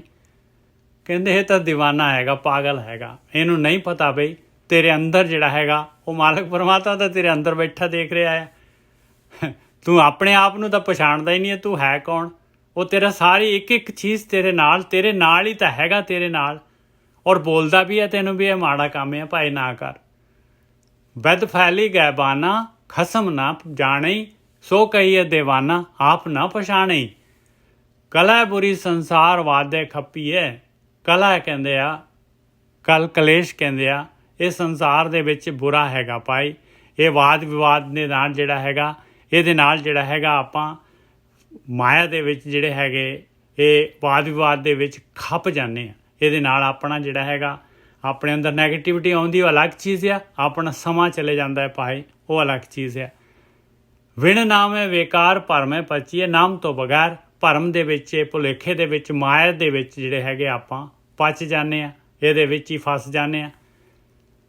ਰਾਹ ਦੋਵੈ ਇੱਕ ਜਾਣੇ ਸੋਈ ਸਿੱਧ ਸੀ। 2 ਰਸਤੇ ਹੈਗੇ ਦੁਨੀਆ ਦੇ ਵਿੱਚ, ਆਪਣੇ ਕੋਲ 2 ਪੈਰ ਹੈਗੇ। ਇੱਕ ਬਾਹਰ ਨੂੰ, ਆਕਾਰ ਨੂੰ, ਪਦਾਰਥਾਂ ਨੂੰ, ਇਹ ਮਾਇਆ ਵੱਲ ਨੂੰ ਜਾਂਦਾ ਹੈ, ਇੱਕ ਪਰਮਾਤਮਾ ਵੱਲ ਨੂੰ ਜਾਂਦਾ ਹੈ। ਦੋਨਾਂ ਦੇ ਵਿੱਚੋਂ ਇੱਕ ਪਰਮਾਤਮਾ ਵਾਲਾ, ਭਗਤੀ ਵਾਲਾ ਰਸਤਾ ਜਿਹੜਾ ਹੈਗਾ ਉਹ ਹੀਰੇ ਜੈਸਾ ਜਨਮ ਹੈ, ਕੌਡੀ ਬਦਲੇ ਜਾਏ। ਇੱਕ ਕੌਡੀ ਦਾ ਰਸਤਾ ਹੈਗਾ, ਕੌਡੀ ਦੇ ਵਿੱਚ ਜਿਹੜਾ ਜੂਏ ਖੇਡ ਕੇ ਸਵਾਸ ਉਡਾਉਣ ਦਾ ਰਸਤਾ ਹੈਗਾ। ਇੱਕ ਜਿਹੜਾ ਹੈਗਾ ਆਪਣਾ ਜਿਹੜਾ ਹੈਗਾ ਜਨਮ ਸਫਲ ਕਰਨ ਵਾਲਾ ਰਸਤਾ ਹੈਗਾ। ਇੱਕ ਜਿਹੜਾ ਹੈਗਾ ਕੀਮਤੀ ਆਪਾਂ ਇਸ ਖੇਡ ਚੋਂ ਬਾਹਰ ਨਿਕਲਣ ਵਾਲਾ ਰਸਤਾ ਹੈ। ਦੋਨਾਂ ਦੇ ਵਿੱਚੋਂ ਜੇ ਬੁੱਧੀਮਾਨ ਹੈਗਾ ਤੇ ਸਹੀ ਰਸਤਾ ਚੁਣ ਲਏਗਾ ਭਾਈ, ਭਗਤੀ ਮਾਰਗ ਨੂੰ ਚੁਣ ਲਏਗਾ। ਰਾਹ ਦੋਵੇਂ ਇੱਕ ਜਾਣੇ, ਇੱਕ ਨੂੰ ਜਾਣ ਲਏ। ਦੋਨਾਂ ਰਸਤਿਆਂ 'ਚੋਂ ਜਿਹੜਾ ਹੈਗਾ ਅਸਲੀ ਰਸਤਾ ਜਿਹੜਾ ਹੈਗਾ ਉਹਨੂੰ ਬੁੱਝ ਜਾਏ। ਸੋਈ ਸਿੱਝ ਸੀ, ਉਹੀ ਜਿਹੜਾ ਹੈਗਾ ਇਹ ਖੇਡ ਨੂੰ ਜਿਹੜਾ ਹੈਗਾ ਸਮਝ ਜਾਏਗਾ।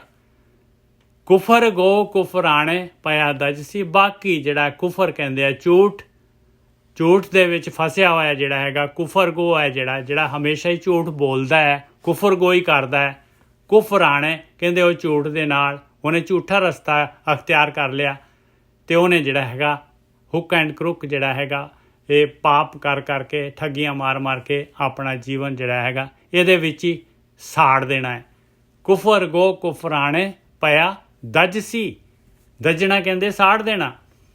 ਸਭ ਦੁਨੀਆ ਸੁਬਹਾਨ ਸੱਚ ਸਮਾਈਏ, ਸਾਰੀ ਦੀ ਸਾਰੀ ਦੁਨੀਆ ਜਿਹੜੀ ਹੈਗੀ ਆ, ਸਭ ਦੁਨੀਆ ਸੁਬਹਾਨ, ਸਾਰੀ ਦੀ ਸਾਰੀ ਜਿੰਨੀ ਵੀ ਸੁਬਹਾਨ ਕਹਿੰਦੇ ਆ ਸੋਹਣੀ ਆ ਭਾਈ।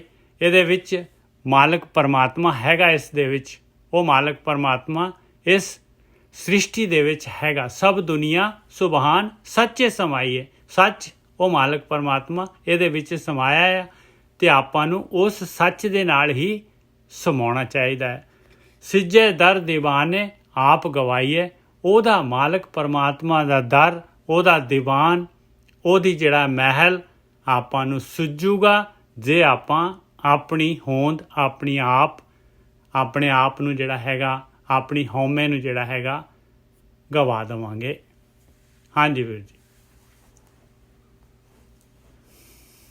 ਹਾਂਜੀ ਠੀਕ ਹੈ ਸਾਧ ਸੰਗਤ ਜੀ। ਦੇਖੋ ਫਿਰ ਸਾਨੂੰ ਉਹ ਸਮਝਾ ਰਹੇ ਨੇ, ਬਿਲਕੁਲ ਕਲੀਅਰ ਗੱਲ ਆ।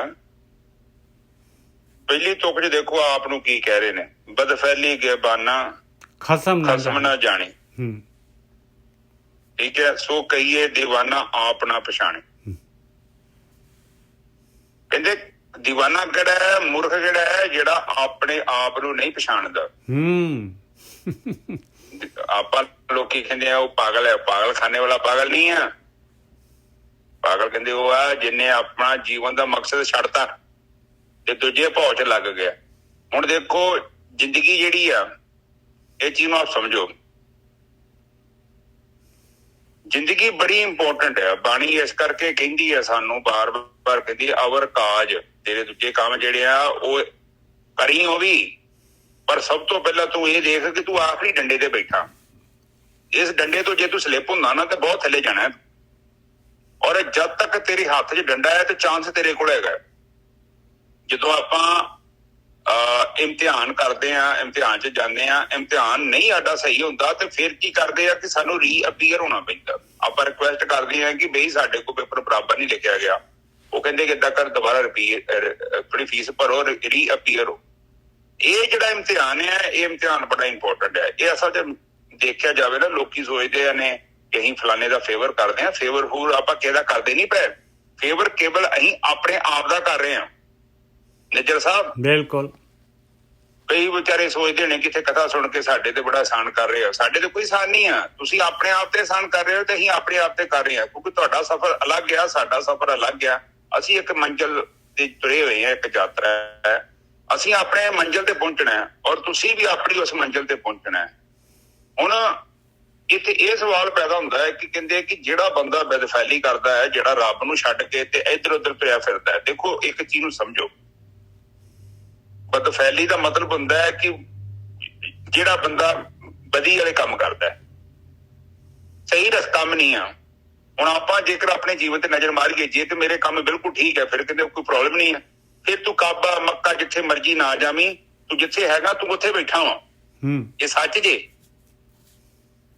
ਕਿਉਂਕਿ ਜੇਕਰ ਆਪਾਂ ਸੋਚਦੇ ਨਾ ਕਾਬਾ ਮੱਕਾ ਜਾ ਕੇ ਤੇ ਆਪਣੀ ਜ਼ਿੰਦਗੀ 'ਚ ਉਚਾਈ ਆ ਜਾਊਗੀ, ਬੁਰਾਈ ਖਤਮ ਹੋ ਜਾਊਗੀ, ਤੇ ਸਾਡੇ ਮਨ ਦਾ ਵਹਿਮ ਆ। ਜੇਕਰ ਏਦਾਂ ਹੋਵੇ ਤੇ ਆਪ ਜਾ ਕੇ ਉੱਥੇ ਮੁਸਲਮਾਨਾਂ ਦਾ ਜਿਹੜਾ ਕਾਬਾ ਹੈਗਾ ਹੈ, ਜਾਂ ਆਪਣਾ ਦਰਬਾਰ ਸਾਹਿਬ ਲਾ ਲਓ ਜਾਂ ਹੋਰ ਕੋਈ ਗੁਰਦੁਆਰਾ ਮੰਦਿਰ ਲਾ ਲਓ, ਇੱਥੇ ਜਾ ਕੇ ਫਿਰ ਲੋਕਾਂ ਦੀ ਜ਼ਿੰਦਗੀ ਪਵਿੱਤਰ ਕਿਉਂ ਨਹੀਂ ਹੋ ਜਾਂਦੀ? ਇਹ ਚੀਜ਼ ਨੂੰ ਆਪ ਸਮਝੋ ਨਾ। ਜੇਕਰ ਇਟ ਇਜ਼ ਵੈਰੀ ਸਿੰਪਲ, ਤੇ ਫਿਰ ਲੋਕੀ ਚੇਂਜ ਕਿਉਂ ਨਹੀਂ ਹੋ ਜਾਂਦੇ? ਉੱਥੇ ਜਿਹੜੇ ਕੰਮ ਕਰਦੇ ਉਹ ਕਿਉਂ ਨਹੀਂ ਬਦਲ ਜਾਂਦੇ ਜਿਹੜੇ ਅੰਦਰ ਬੈਠੇ ਆ? ਤੁਹਾਡੀ ਮੇਰੀ ਗੱਲ ਛੱਡੋ, ਜਿੰਨਾ ਦਾ ਕੰਮ ਹੀ ਉੱਥੇ ਜੌਬ ਆ, ਹੈ ਨਾ ਉੱਥੇ। ਇਸ ਚੀਜ਼ ਨੂੰ ਆਪ ਸਮਝੋ। ਦੇਖੋ ਅਸਰ ਸੱਚਾਈ ਦਾ ਉਸ ਇਨਸਾਨ ਤੇ ਹੋਣਾ ਹੈ ਜਿਹੜਾ ਉਸ ਨੂੰ ਸਵੀਕਾਰ ਕਰਦਾ ਹੈ। ਸਭ ਤੋਂ ਪਹਿਲਾਂ ਜਿਹੜੀ ਸਭ ਤੋਂ ਮਹੱਤਵਪੂਰਨ ਚੀਜ਼ ਹੈ, ਇਨਸਾਨ ਜਿਹੜਾ ਰੱਬ ਨੂੰ ਕਦੇ ਵੀ ਸਵੀਕਾਰ ਨਹੀਂ ਕਰਦਾ। ਔਰ ਖਾਸ ਕਰਕੇ ਓਮਨੀ ਪ੍ਰੈਜ਼ੈਂਟ, ਮਤਲਬ ਪਰਮਾਤਮਾ ਸਰਵ ਵਿਆਪਕ ਹੈ। ਅਸਲ 'ਚ ਜਿਹੜਾ ਪਰਮਾਤਮਾ ਨਾ, ਉਹ ਜਿਹੜਾ ਹੀ ਤਿਆਰ ਕੀਤਾ ਹੈ, ਜਿਹੜਾ ਇਨਸਾਨ ਨੇ ਤਿਆਰ ਕੀਤਾ ਹੈ, ਕਿਉਂਕਿ ਉਹ ਅਦ੍ਰਿਸ਼ ਆ। ਅਦ੍ਰਿਸ਼ ਚੀਜ਼ ਤੇ ਵਿਸ਼ਵਾਸ ਕਰਨਾ ਬੜਾ ਔਖਾ ਹੈ।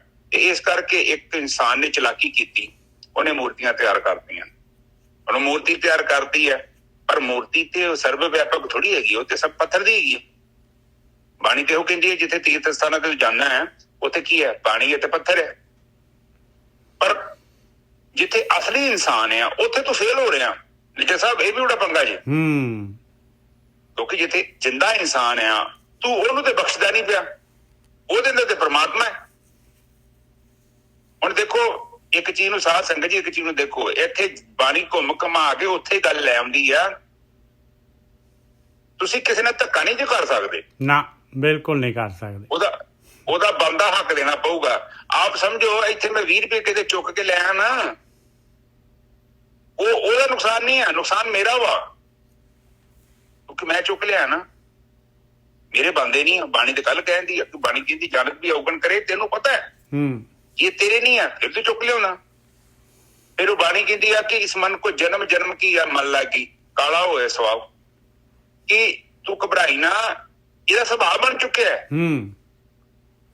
ਪੁਰਾਣੀ ਚੀਜ਼ ਚੁੱਕ ਕੇ ਲੈ ਆਉਂਦਾ ਹੈ ਕਿਉਂਕਿ ਆਦਤ ਪੈ ਗਈ ਹੈ, ਬੜੇ ਜਨਮਾਂ ਦੀ ਆਦਤ ਪਈ ਹੋਈ ਹੈ, ਪੁਰਾਣੀਆਂ ਚੀਜ਼ਾਂ ਚੁੱਕ ਕੇ ਲੈ ਆਉਂਦਾ ਹੈ। ਤੇ ਹਜੇ ਵੀ ਜੇ ਤੈਨੂੰ ਏਦਾਂ ਦਾ ਕੰਮ ਕਰਨ ਵਾਸਤੇ ਕਵੇ ਨਾ, ਤੂੰ ਚਲਾਕ ਹੋ ਜੀ, ਕਿਉਂਕਿ ਤੇਰਾ ਮਨ ਹਮੇਸ਼ਾ ਚੰਗੀ ਚੀਜ਼ ਨਹੀਂ ਤੈਨੂੰ ਦਿੰਦਾ ਪਿਆ। ਨਿੱਜਰ ਸਾਹਿਬ ਸਹੀ ਆ? ਬਿਲਕੁਲ ਸਹੀ ਆ, ਬਿਲਕੁਲ ਸਹੀ ਆ। ਇਹਨੂੰ ਰੋਕਣਾ ਪੈਣਾ। ਜਿਹਦਾ ਨਸ਼ਾ ਛਡਾਓ, ਜਿਹੜੇ ਮੁੰਡੇ ਹੁੰਦੇ ਆ ਉਹ ਵੇਖੋ, ਉਹਨਾਂ ਨੂੰ ਛਡਾਓ, ਹੁਣ ਉਹਨਾਂ ਕੋਲ ਨਸ਼ਾ ਛੱਡ ਦੋ, ਪਰ ਉਹਨਾਂ ਦੀ ਆਦਤ ਬਣ ਚੁੱਕੀ ਆ, ਕਿਉਂਕਿ ਉਹ ਨਸ਼ਾ ਉਹਨਾਂ ਦੇ ਸਰੀਰ ਦਾ ਹਿੱਸਾ ਬਣ ਗਿਆ। ਬਿਲਕੁਲ ਇਸੇ ਤਰ੍ਹਾਂ ਇਹ ਬੁਰਾਈ ਜਿਹੜੀ ਹੈ ਸਾਡੀ ਆਦਤ ਬਣ ਗਈ ਹੈ, ਸਾਡੇ ਅੰਦਰ ਹੈ ਉਹ।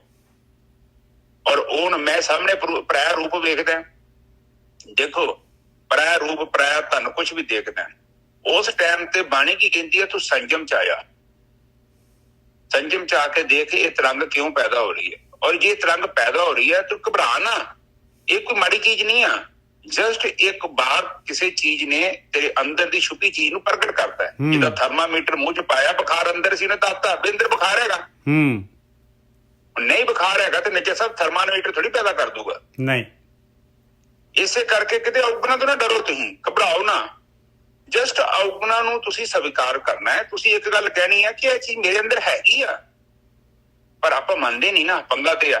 ਪਰ ਤੁਹਾਨੂੰ ਪਤਾ ਹੈ, ਤੁਸੀਂ ਕਿਸੇ ਡਾਕਟਰ ਕੋਲ ਜਾਓ, ਤੁਸੀਂ ਉਹਨੂੰ ਦੱਸੋ ਨਾ ਕਿ ਮੈਂ ਬਿਮਾਰ ਹਾਂ। ਸਭ ਤੋਂ ਪਹਿਲਾਂ ਤੁਹਾਨੂੰ ਡਾਕਟਰ ਕੋਲ ਜਾਣਾ ਪਊਗਾ, ਫਿਰ ਉਹਨੂੰ ਦੱਸੋ ਕਿ ਮੈਂ ਬਿਮਾਰ ਹਾਂ, ਬਾਕੀ ਮੇਰਾ ਦਿਮਾਗ ਬਥੇਰਾ, ਮੈਂ ਬੜੀਆਂ ਦਵਾਈਆਂ ਖਾਧੀਆਂ ਪਰ ਮੈਂ ਠੀਕ ਨਹੀਂ ਹੋਇਆ, ਏਦਾਂ ਕਰੋ, ਮੇਰਾ ਇਲਾਜ ਕਰੋ। ਨਿੱਜਰ ਸਾਹਿਬ ਸਹੀ ਹੈ ਜੀ? ਬਿਲਕੁਲ। ਹੁਣ ਦੋ ਰਸਤੇ ਆ, ਦੂਜੇ ਰਸਤੇ ਦਾ ਮਤਲਬ ਇਹੋ ਹੀ ਆ ਕਿ ਮੈਂ ਹਮੇਸ਼ਾ ਹੀ ਗਲਤ ਰਸਤੇ ਤੇ ਜਾ ਰਿਹਾ, ਤੇ ਹੁਣ ਤੁਸੀਂ ਮੈਨੂੰ ਏਦਾਂ ਕਰੋ, ਮੇਰਾ ਇਲਾਜ ਕਰੋ, ਮੈਂ ਸਹੀ ਰਸਤੇ ਤੇ ਤੁਰ ਪਾ, ਗੱਲ ਇੱਥੇ ਖਤਮ ਹੋ ਜਾਣੀ ਹੈ। ਹਾਂਜੀ ਨਿੱਜਰ ਸਾਹਿਬ, ਬਿਲਕੁਲ ਠੀਕ ਹੈ ਜੀ। ਤੇ ਆਖਰੀ ਦੇ ਵਿੱਚ ਕਹਿੰਦੇ ਕਿ ਸਿੱਜੇ ਦਰ ਦੀਵਾਨ ਆਪ ਗਵਾਈਏ। ਕਹਿੰਦੇ ਜੇ ਆਪਣੀ ਮਨ ਦੀ ਪਕੜ, ਆਪ ਕੀ ਆ ਮਨ ਦੀ ਪਕੜ, ਮਨ ਮਤ ਹਉਮੈ, ਜੇ ਇਹ ਗਵਾਚ ਜਾਏਗੀ, ਇਹਨੂੰ ਛੱਡੇਗਾ ਤੇ ਉਹ ਮਾਲਕ ਪਰਮਾਤਮਾ ਦਾ ਦਰ ਦੀਵਾਨ ਤੈਨੂੰ ਸਿੱਜ ਜਾਏਗਾ, ਆਹ ਜਨਮ ਤੇਰਾ ਸਫਲ ਹੋ ਜਾਏਗਾ। ਔਰ ਇਹ ਜਿਹੜੀ ਹੈਗੀ ਆ, ਇਹ ਤਾਕਤ ਤੈਨੂੰ ਜਿਹੜੀ ਹੈ ਮਨ ਦੇ ਨਾਲ ਲੜਨ ਦੀ ਤਾਕਤ ਜਿਹੜੀ ਆ ਤੈਨੂੰ ਮਿਲਣੀ ਹੈ, ਇਹ ਮਿਲਣੀ ਹੈ ਧਿਆਨ ਸਿਮਰਨ ਦੇ ਨਾਲ। ਇਹ ਕਿਉਂਕਿ ਮਨ ਨੇ ਜਿਹੜਾ ਹੈਗਾ ਜਨਮਾਂ ਤੋਂ ਜਿਹੜਾ ਹੈਗਾ ਮਾਇਆ ਦੇ ਵਿੱਚ ਗਤੀ ਕਰਕੇ ਜਿਹੜਾ ਹੈਗਾ, ਇਹ ਮਨ ਮਤ ਜਿਹੜੀ ਹੈਗੀ ਇਹਦੀ ਬਹੁਤ ਸਟਰੋਂਗ ਹੋਈ ਪਈ ਆ। ਹੁਣ ਜਿਹੜਾ ਹੈਗਾ ਇਹ ਵਿਚਾਰਾਂ ਤੋਂ ਇਹਨੂੰ ਹਟਾਵਾਂਗੇ ਤੇ ਇਹ ਕਮਜ਼ੋਰ ਹੋਏਗਾ, ਔਰ ਆਪਣੀ ਜਿਹੜੀ ਹੈਗੀ ਅੰਦਰ ਜਿਹੜੀ ਹੈਗੀ ਗੁਰਮਤ ਜਿਹੜੀ ਕਹਿ ਲਓ, ਬ੍ਰਹਮ ਮਤ ਕਹਿ ਲਓ, ਉਹ ਇਹਨਾਂ ਲੜਨ ਵਾਲੀ ਮਤ ਜਿਹੜੀ ਹੈਗੀ ਉਹ ਤਾਕਤ ਵਾਲੀ ਹੋ ਜਾਏਗੀ, ਔਰ ਇਹ ਮਨ ਦੇ ਉੱਤੇ ਕਾਬੂ ਪਾ ਲਏਗੀ। ਆਹੀ ਭਗਤੀ ਮਾਰਗ ਹੈਗਾ। ਅੱਗੇ ਜੇ ਉਹ ਲੈਣਾ ਹੈ ਜੀ, ਆਪਣੇ ਸੰਗਤ ਕਹਿ ਰਹੇ ਸੀਗੇ, ਕਹਿੰਦੇ ਕਿ 14 ਅੰਗ ਦੇ ਉੱਤੇ ਸੇਮ ਦਾ ਸੇਮ ਚੀਜ਼ ਹੈਗੀ ਆ, ਪਹਿਲਾ ਹੀ ਸ਼ਬਦ ਹੈਗਾ। ਹਾਂ, ਮੋਤੀ ਤਾਂ ਮੰਦਰ ਉਸਰੇ, ਰਤਨੀ ਤਾਂ ਹੋਏ ਜੜਾਓ। ਇੱਕ ਗੁਰਕਿਤਾਬ, ਇੱਕ ਇਸੇ ਇਹੀ ਸ਼ਲੋਕ ਜਿਹੜੇ ਲੱਗੇ ਹੋਏ ਆ, ਇਸੇ ਦੇ ਵਾਸਤੇ ਜਿਹੜਾ ਹੈਗਾ ਇੱਕ ਸ਼ਬਦ ਹੈਗਾ, ਪਹਿਲਾ ਹੀ ਸ਼ਬਦ ਹੈ ਗੁਰੂ ਗ੍ਰੰਥ ਸਾਹਿਬ ਦੇ ਵਿੱਚ ਜਿਹੜਾ ਹੈਗਾ, ਹਾਂ ਉਹਨੂੰ ਆਪਾਂ ਲੈ ਰਹੇ ਹਾਂ। ਹਾਂਜੀ, ਅੰਗ ਨੰਬਰ ਦੱਸ ਦਿਓ। ਹਾਂ, 14 ਨੰਬਰ ਹੈਗਾ ਜੀ। ਠੀਕ ਹੈ ਜੀ, ਸ਼ੁਰੂ ਤੇ ਕੰਮ। ਹਾਂਜੀ, ਪਹਿਲਾ ਹੀ ਹੈਗਾ ਸ਼ਬਦ, ਪਹਿਲੀ ਪਾਤਸ਼ਾਹੀ ਦਾ।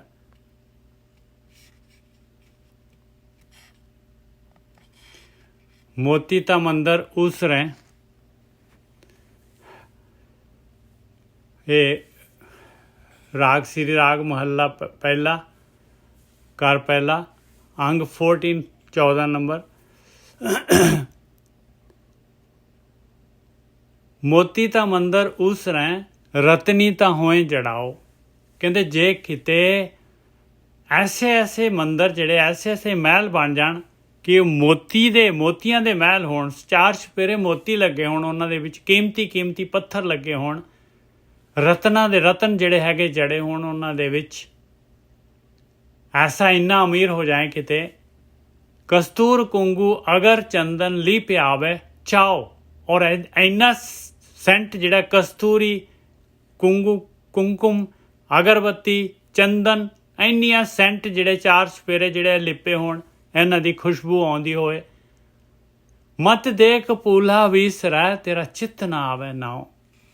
ਕਹਿੰਦੇ ਦੇਖ ਕਿਤੇ ਇਹਨਾਂ ਸਾਰੀਆਂ ਚੀਜ਼ਾਂ ਨੂੰ ਦੇਖ ਕੇ, ਇਹ ਮਾਇਆ ਨੂੰ ਦੇਖ ਕੇ ਜਿਹੜਾ ਹੈਗਾ, ਇਹ ਮਾਲਕ ਪਰਮਾਤਮਾ ਨੇ ਜਿਹੜਾ ਹੈਗਾ ਆਪੋਜ਼ਿਟ ਟੀਮ ਆ ਪਾਈ, ਉਹਨੇ ਤੇਰਾ ਰਸਤਾ ਰੋਕਣਾ ਹੈਗਾ। ਜੇ ਉਹਨੇ ਰਸਤਾ ਰੋਕ ਲਿਆ ਤੇਰਾ ਤੇ ਤੂੰ ਫਿਰ ਗਿਆ ਤੇਰਾ ਜਨਮ।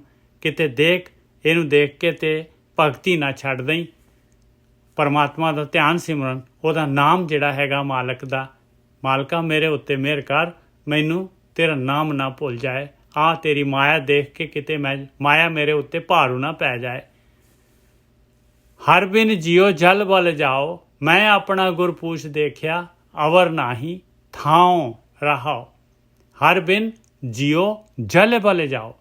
ਕਹਿੰਦੇ ਪਰਮਾਤਮਾ ਤੋਂ ਬਗੈਰ ਜਿਉ ਜਿਹੜਾ ਹੈਗਾ, ਇਹ ਮਾਇਆ ਦੇ ਵਿੱਚ ਜਿਹੜਾ ਹੈਗਾ ਸੜ ਬਲ ਜਾਣਾ ਹੈ। ਤੇਰੀ ਮਨੁੱਖੀ ਜੂਨ ਜਿਹੜੀ ਹੈਗੀ ਵੇਸਟ ਹੋ ਜਾਣੀ ਆ।